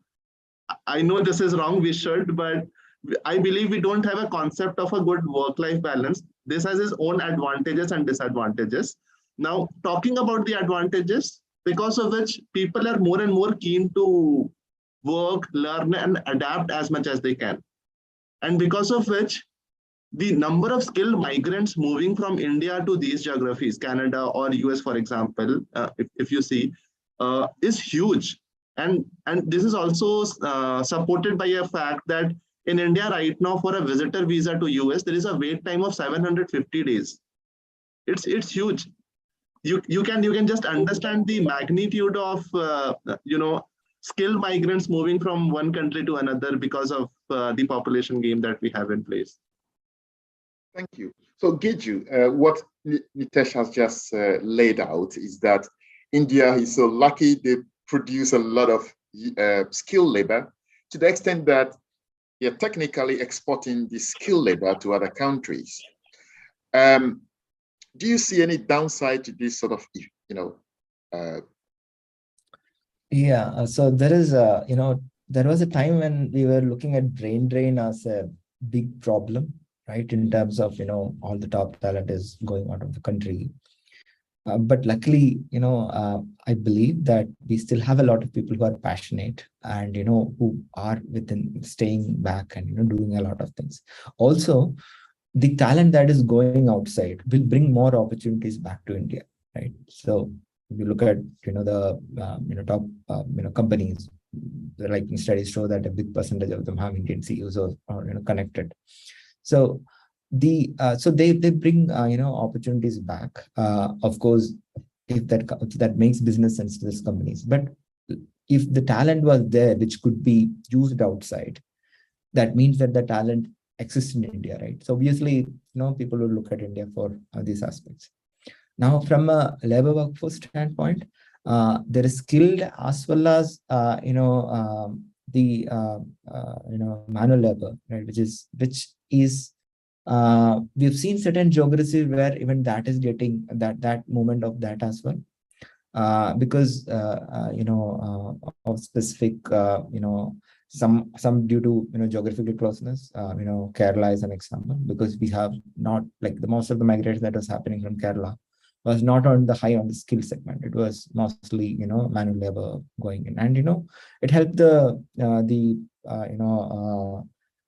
overall like the in the indexes in Kerala better, because of the money that is coming back. Right? The same way, we see opportunities. I mean, there are different pockets in India which goes to different countries in the way that you can put it, right? So that is definitely an advantage, and the capital that comes in makes the place better. Also, the reason when it comes back, when a new venture or a new opportunity or new business is coming in, it builds auxiliary business around, right? So we briefly talked about this, right? The advancement in technology, whether it's affecting overall jobs, right? The way I see it is, any kind of those advancements bring in more opportunities. So it is like upgrading you to do something better. So it gives you more opportunities, is how I see. So all these aspects, be it on the movement of tech talent or manual labor, any of these segment, going out, collaborating, and having the knowledge or their experience coming back through some channel, right? That is definitely helping the ecosystem. That's how I look at it. Thank you very much. I was going to go to Aswini for a response, but I see Nishant's hand up. It's okay. So, we can go with Aswin, not a problem. No, let's go with Nishant. Your hand is up. Okay, I totally agree with what Jiju and Nitesh said, right? But I'd like just to add a few points there, right? Talent is one and skills is one, but what probably an additional adjective that I would add is staying relevant with our talent and skills will what make us better in terms of the labor market, right? For example, takes very simple example of a concrete mixer, right? I can't say I can mix concrete and that's the only job I know to do, because right now there are heavy duty machines which can do that, right? Unless I'm adaptable and I can improvise my skills, I can learn something new in the same area probably, right? Unless I do that, I will not be relevant in the market at all. So I might not even get jobs. So that's what probably is leading to, at least in my opinion, a lot of job shortages, I would say. Whereas there are so many companies which have put up their ads, and there are so many opportunities open, right? If you see, there are 54,000 or something job openings on LinkedIn right now for a particular skill in the top 10 tech segment, right? I would say hiring local talent is very important, especially if you want to grow your business globally, and that's what will give you an additional edge, right? And in some areas, especially in the European countries, you need to have some local language presence there. So having a local leader represent your business means a lot to the globalization that you would want to do. And there are so much of misconceptions, thinking that AI will replace humans, or robots will replace humans. I don't think so, right? We are humans. We are known for our cognitive abilities, the way we communicate, the critical thinking that we do, and also the kind of problem solving skills that we have. If we stick to these basic things that we do continuously, I don't think even machines can do that so effectively than what we do. Sometimes we just go by intuition. Machines can't do that, right? Yeah, I think that's what I wanted to make a point. Thank you. I agree with you 100%. Machines cannot think the way human beings think.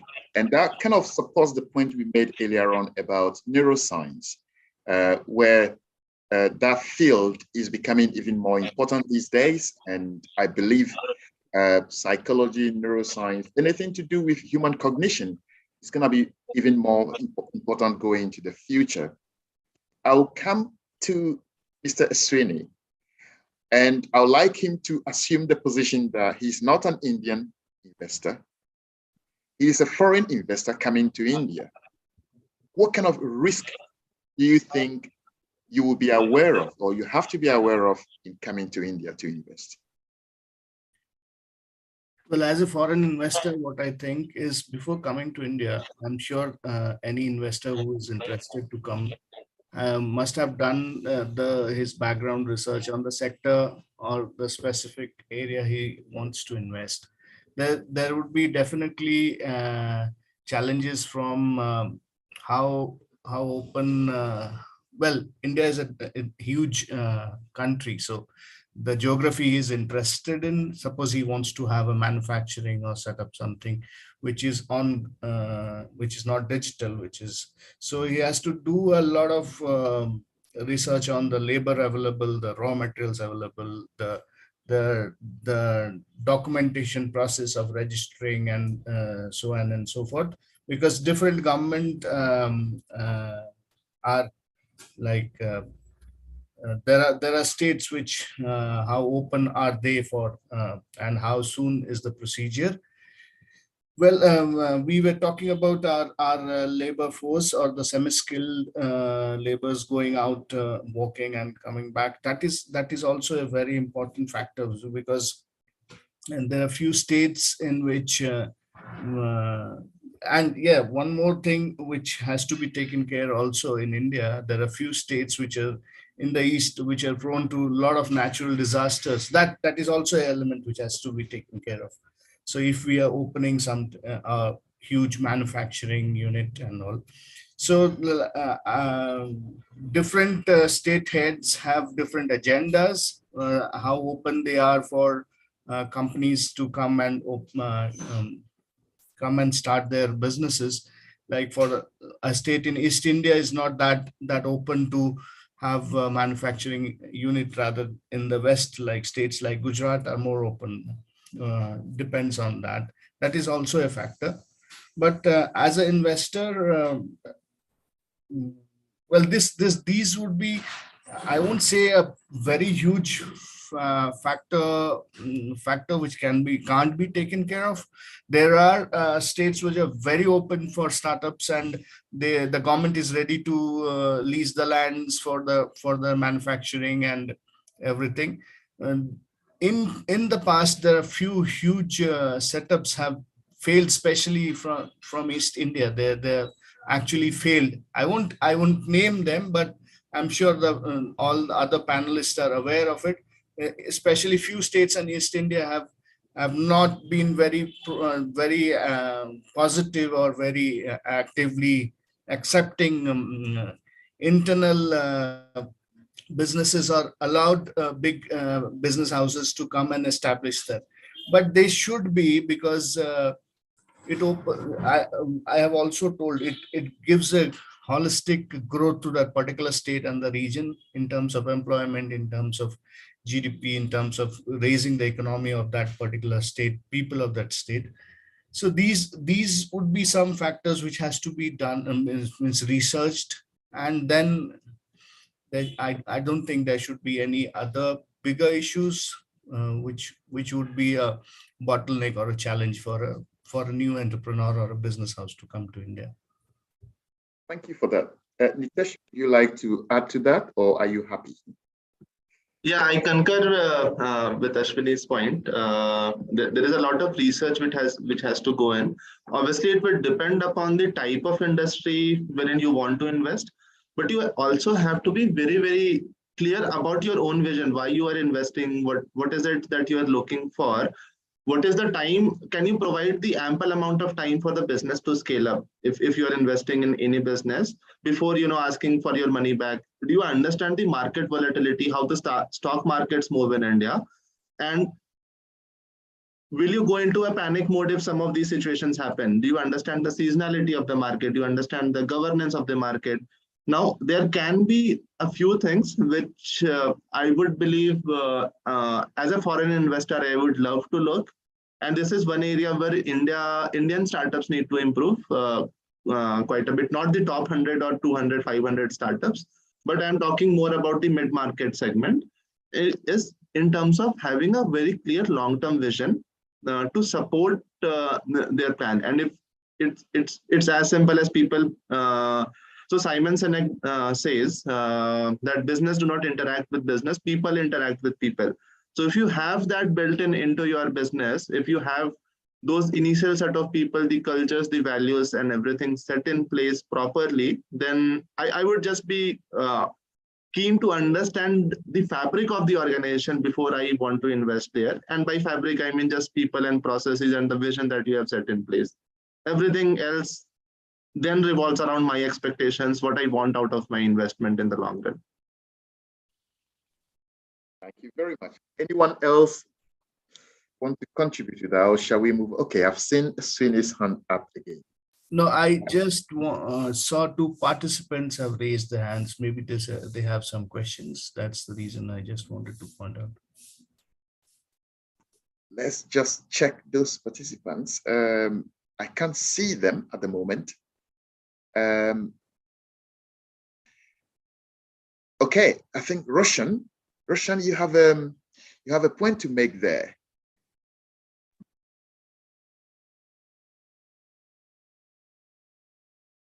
Hi, Roshan, can you hear us?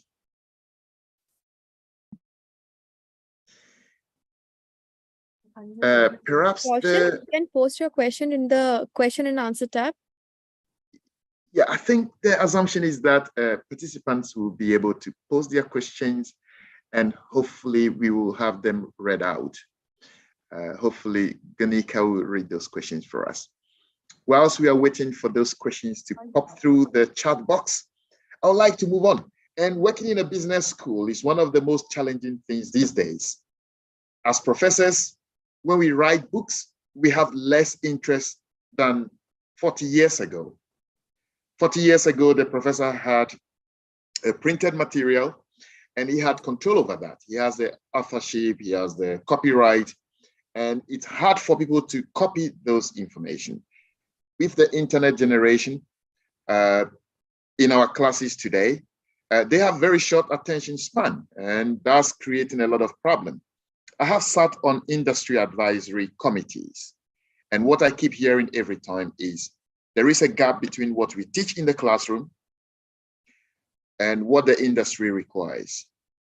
So broadly speaking, Nishant, what would you say business schools should start doing now? I mean business schools because I belong to one of them, but you can expand the conversation beyond business schools. What should universities be doing now, and what kind of graduates should we be producing for the industries that we have in the 21st century? Yeah, I think what would really make, at least from my perspective, I would say I would still put them as creative ideas. If I was given a chance, what I would really do is, because of the kind of attention span that you spoke of, right? Holding students in a classroom for 1 hour is really difficult. I'm sure it will be difficult going forward as well. So if we can cut short that and focus on only teaching them concepts, like instead of having 1 hour full lecture for a particular session covering so and so topic, if we could break it down into individual modules, 15 minutes each probably, I think that would be easier for them to consume, because I have my nephew who is a 15-year-old. When he was 10, he could write Python codes, right? So they already know so many things through the internet, through the videos that we could see, through the social media channels, all of that. So why they would probably come to class is one from a compliance perspective, but the other one, what can I learn more that I don't see it on in the videos or the read it on the blogs and all of that. So making it cut short or shorter modules, and also bringing a real life experience, like code stories or code examples that we see in our day-to-day lives that they can relate to. I think those two could really make an impact, I feel. Okay, so real life examples and cutting the class time. Okay, I'm not sure the Dean of Jane is gonna be in agreement with that, but I would like to move to Aswini to respond to that. Is there a gap between what we teach in the classroom and what the industry requires, and what should we be doing to improve this situation? I agree to what Nishant said. I know my daughter. She doesn't stick to the virtual classes happening. They would be on the video and watching something else. So it's good that most of the things they want to know is available on Google or Wikipedia, and there are a lot of blogs and everything. So what I personally feel is like experts and professors, those who have written the books, that is always there. That's the Bible, I suppose, for example. But real life scenarios, success stories, what have been gained in the past with the experience they have in working with, and what were the real life bottlenecks and challenges they have faced, and what was their decisions to overcome that, and making those classrooms more interactive, involving the students practically would that is what is required, I feel, nowadays, rather than going through the traditional way of teaching them a subject, giving them a, so rather than working on case studies, working on projects, working on failed projects, and working on success projects, that will actually make them ready for the industry. So see, nobody was thinking, none of us have thought about COVID and the 2 years. Initially we thought, okay, it's a 15 days thing, it will go away, but it's still going on.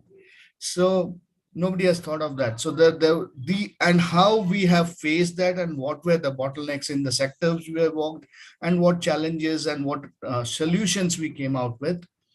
Those things will actually help the students to they would be groomed, and they would it would be all customized, situational. You can't just predict.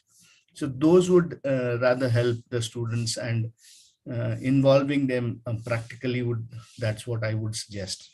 Great point there. We are running out of time, and I'm now scared. Everyone is attacking the universities. Cut short the teaching time, reduce the materials. Your books are no longer relevant. I'm gonna lose my job. No, books are relevant. We are not saying books are not relevant. I know. I've got Giju and Nitesh in that order. So shall we go for Giju? I know this is a very interesting point everyone would like to contribute. Are business schools still, relevant in terms of what they do, and should there be improvement? So Giju, and then after that we go to Nitesh. Good part is Nishant and Ashwini have covered a couple of points that I had to make, right? So my submission will be quick. So the information as such on whatever is being taught is available on various medium right now. You already said that, right? So there is very less need for a printed material unless there is something new, but that new is also going to be available in a click of a button from next day onwards available, right? So from an overall teaching standpoint, the practical aspect, right? That is one important thing, right? Where to apply the knowledge, right? More of that, when I look at, we teach people 4 things, right? Like 3 things at high level, right? Why, what, and how, right? So this how and what, you get it on information, but the why, in terms of motivating the people, why you should learn it, or that why leads to the application part also, right? The knowledge that you kind of imbibe, how are you able to apply that on a particular part? So the teaching should more focus on why, and as teachers, if you can motivate the students in that one aspect, right? Why is this important? What is that you can do with if you have this knowledge, right? If you do that, we would see a lot of people practicing actually what they learn, right? And then making the world a better place. So that is my submission. Thank you very much. Nitesh, just briefly, and we'll pick a couple of questions from the chat box. Sure. So I would just like to add a couple of things what business schools or academic world can do differently from now on is to understand what are the current challenges that industries face. Now, the current challenges that are there working with the newer generation, and I consider myself as part of the newer generation as well. My bosses complain that I see that the newer generation usually do not stick to some of the basic rules of coming to office on time or paying respects, being collaborative? After you complete a meeting, do you take notes in the meeting, right? Do you do all those basic hygiene things? Now, these are the things which we were not taught in the college, right? Or in the business schools, but we kind of learned it during our first few stints at work. We got beaten down, we learned it on the way, but these are some of the collaboration skills which are very, very necessary in the today's environment. You can work on a computer, you can write a code and you can get an output of it, right? But if you want to stay very, very relevant to the market, you have to understand those collaboration skills, how you work with different teams. And as Angela Duckleworth mentions in her book, Grit, to excel, you also have to have a good mix of passion and perseverance. Often what happens is we fail doing something which we are not good at. It is a learning curve for all of us in doing something differently, right? So it's a very tough answer. How do you build grit in someone, right? How do you teach someone to be perseverant? But if you can teach someone to mix both passion and perseverance, then I believe it's a very good recipe for success. Quickly back to you, Dr. Vic. Thank you. I would like to just pick a couple of questions. We don't have many of them, but first question is recession a challenge or opportunity for global business currently? So I know that's quite a technical question. Is recession a challenge or opportunity for global business currently? Who would like to respond to that? I'll quickly respond. Nishant or anyone, Jiju, if you're responding, please go ahead. Yeah. So basic rule of opportunity is like every problem gives you a new opportunity, right? So even recession will give you new opportunities, right? Because when you are given a constraint or when you have a problem, it is in turn giving you a direction to kind of how you can do things better, understand what is at stake, and how you can improve on that. And if you're able to build a solution at that time, there will be many takers to it, right? So I would consider, a recession gives you a lot of opportunities. Of course, it adds certain threats to a couple of assumptions, established, ways of working, because that is coming in there because that is a need of, that's how we evolve. That's how we evolve, right? So that's how I see it. So a recession, even though it might be affecting, it might, get your morals down, it definitely gives you more opportunities and, ways to try. Okay, thank you. Aswini, I've seen your hand up. Would you like to make a short, very, very brief contribution? Yeah, Yeah. As Giju said,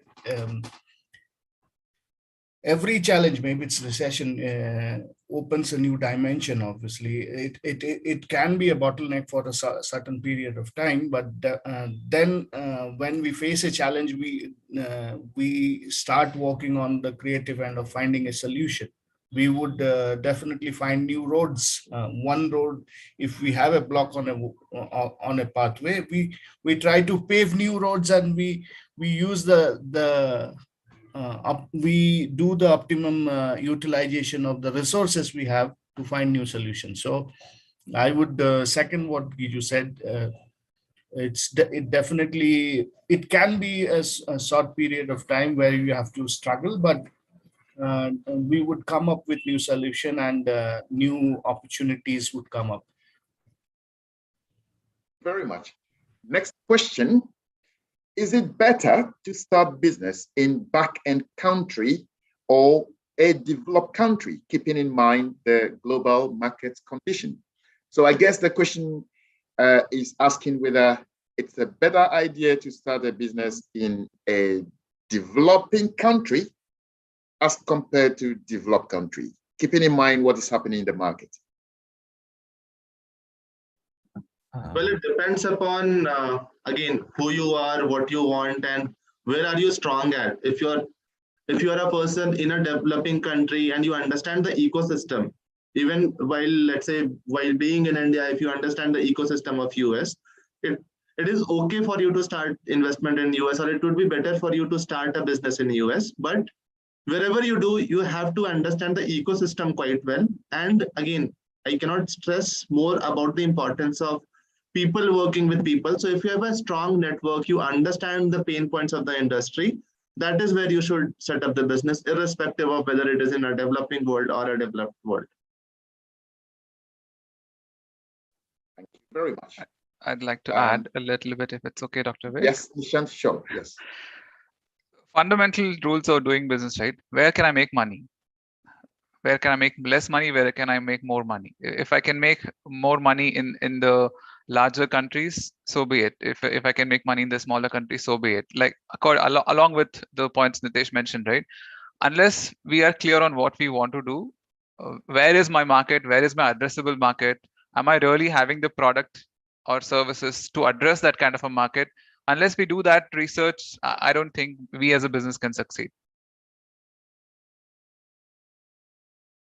Thank you very much.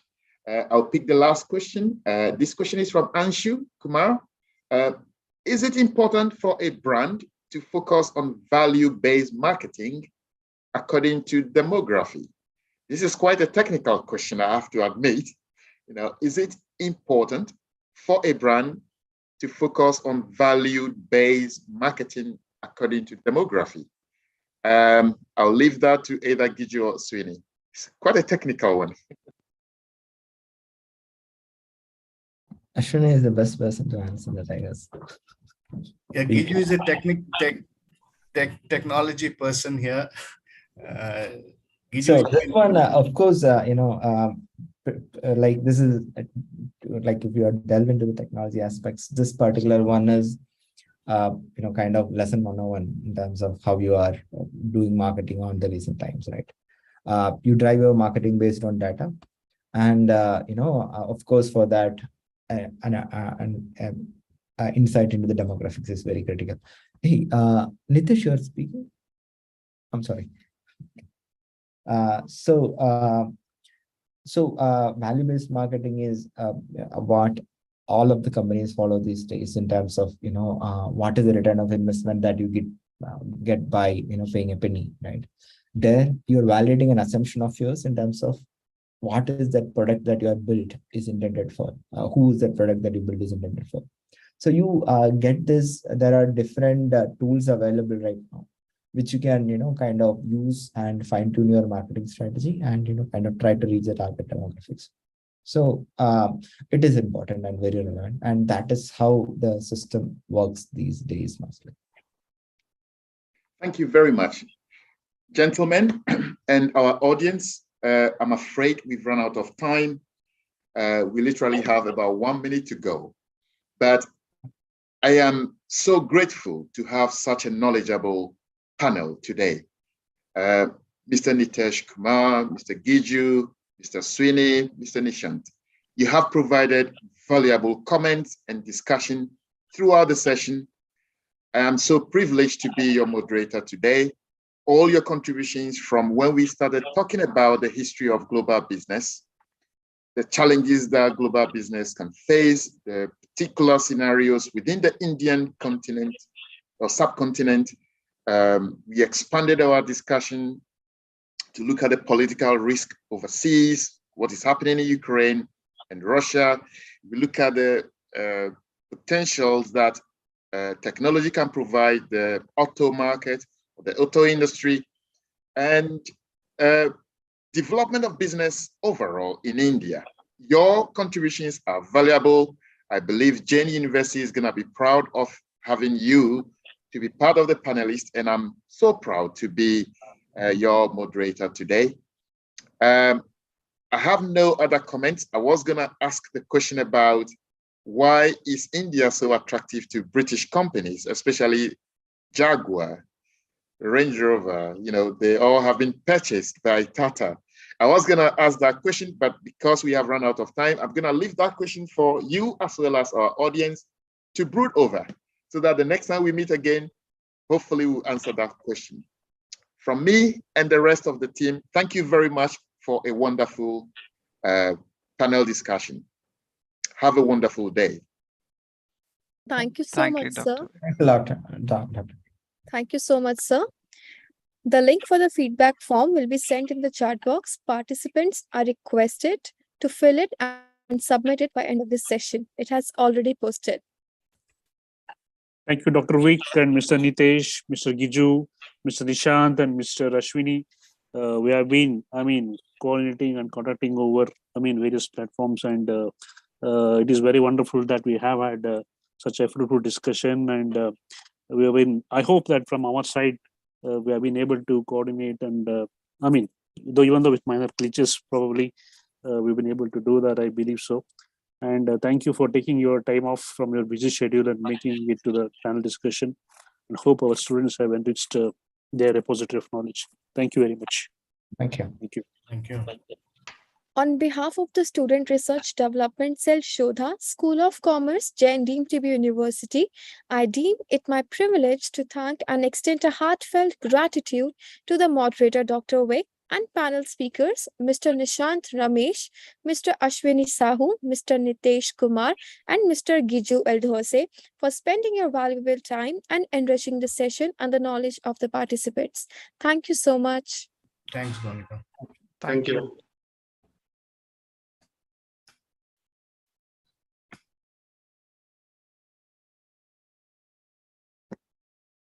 Dr. We will Vic, now break for an hour for the lunch. Post the lunch, participants and paper presenters are requested to join the technical session research paper presentations by 1:20 p.m. with their respective tracks. The room numbers for the same are available in your track sheets.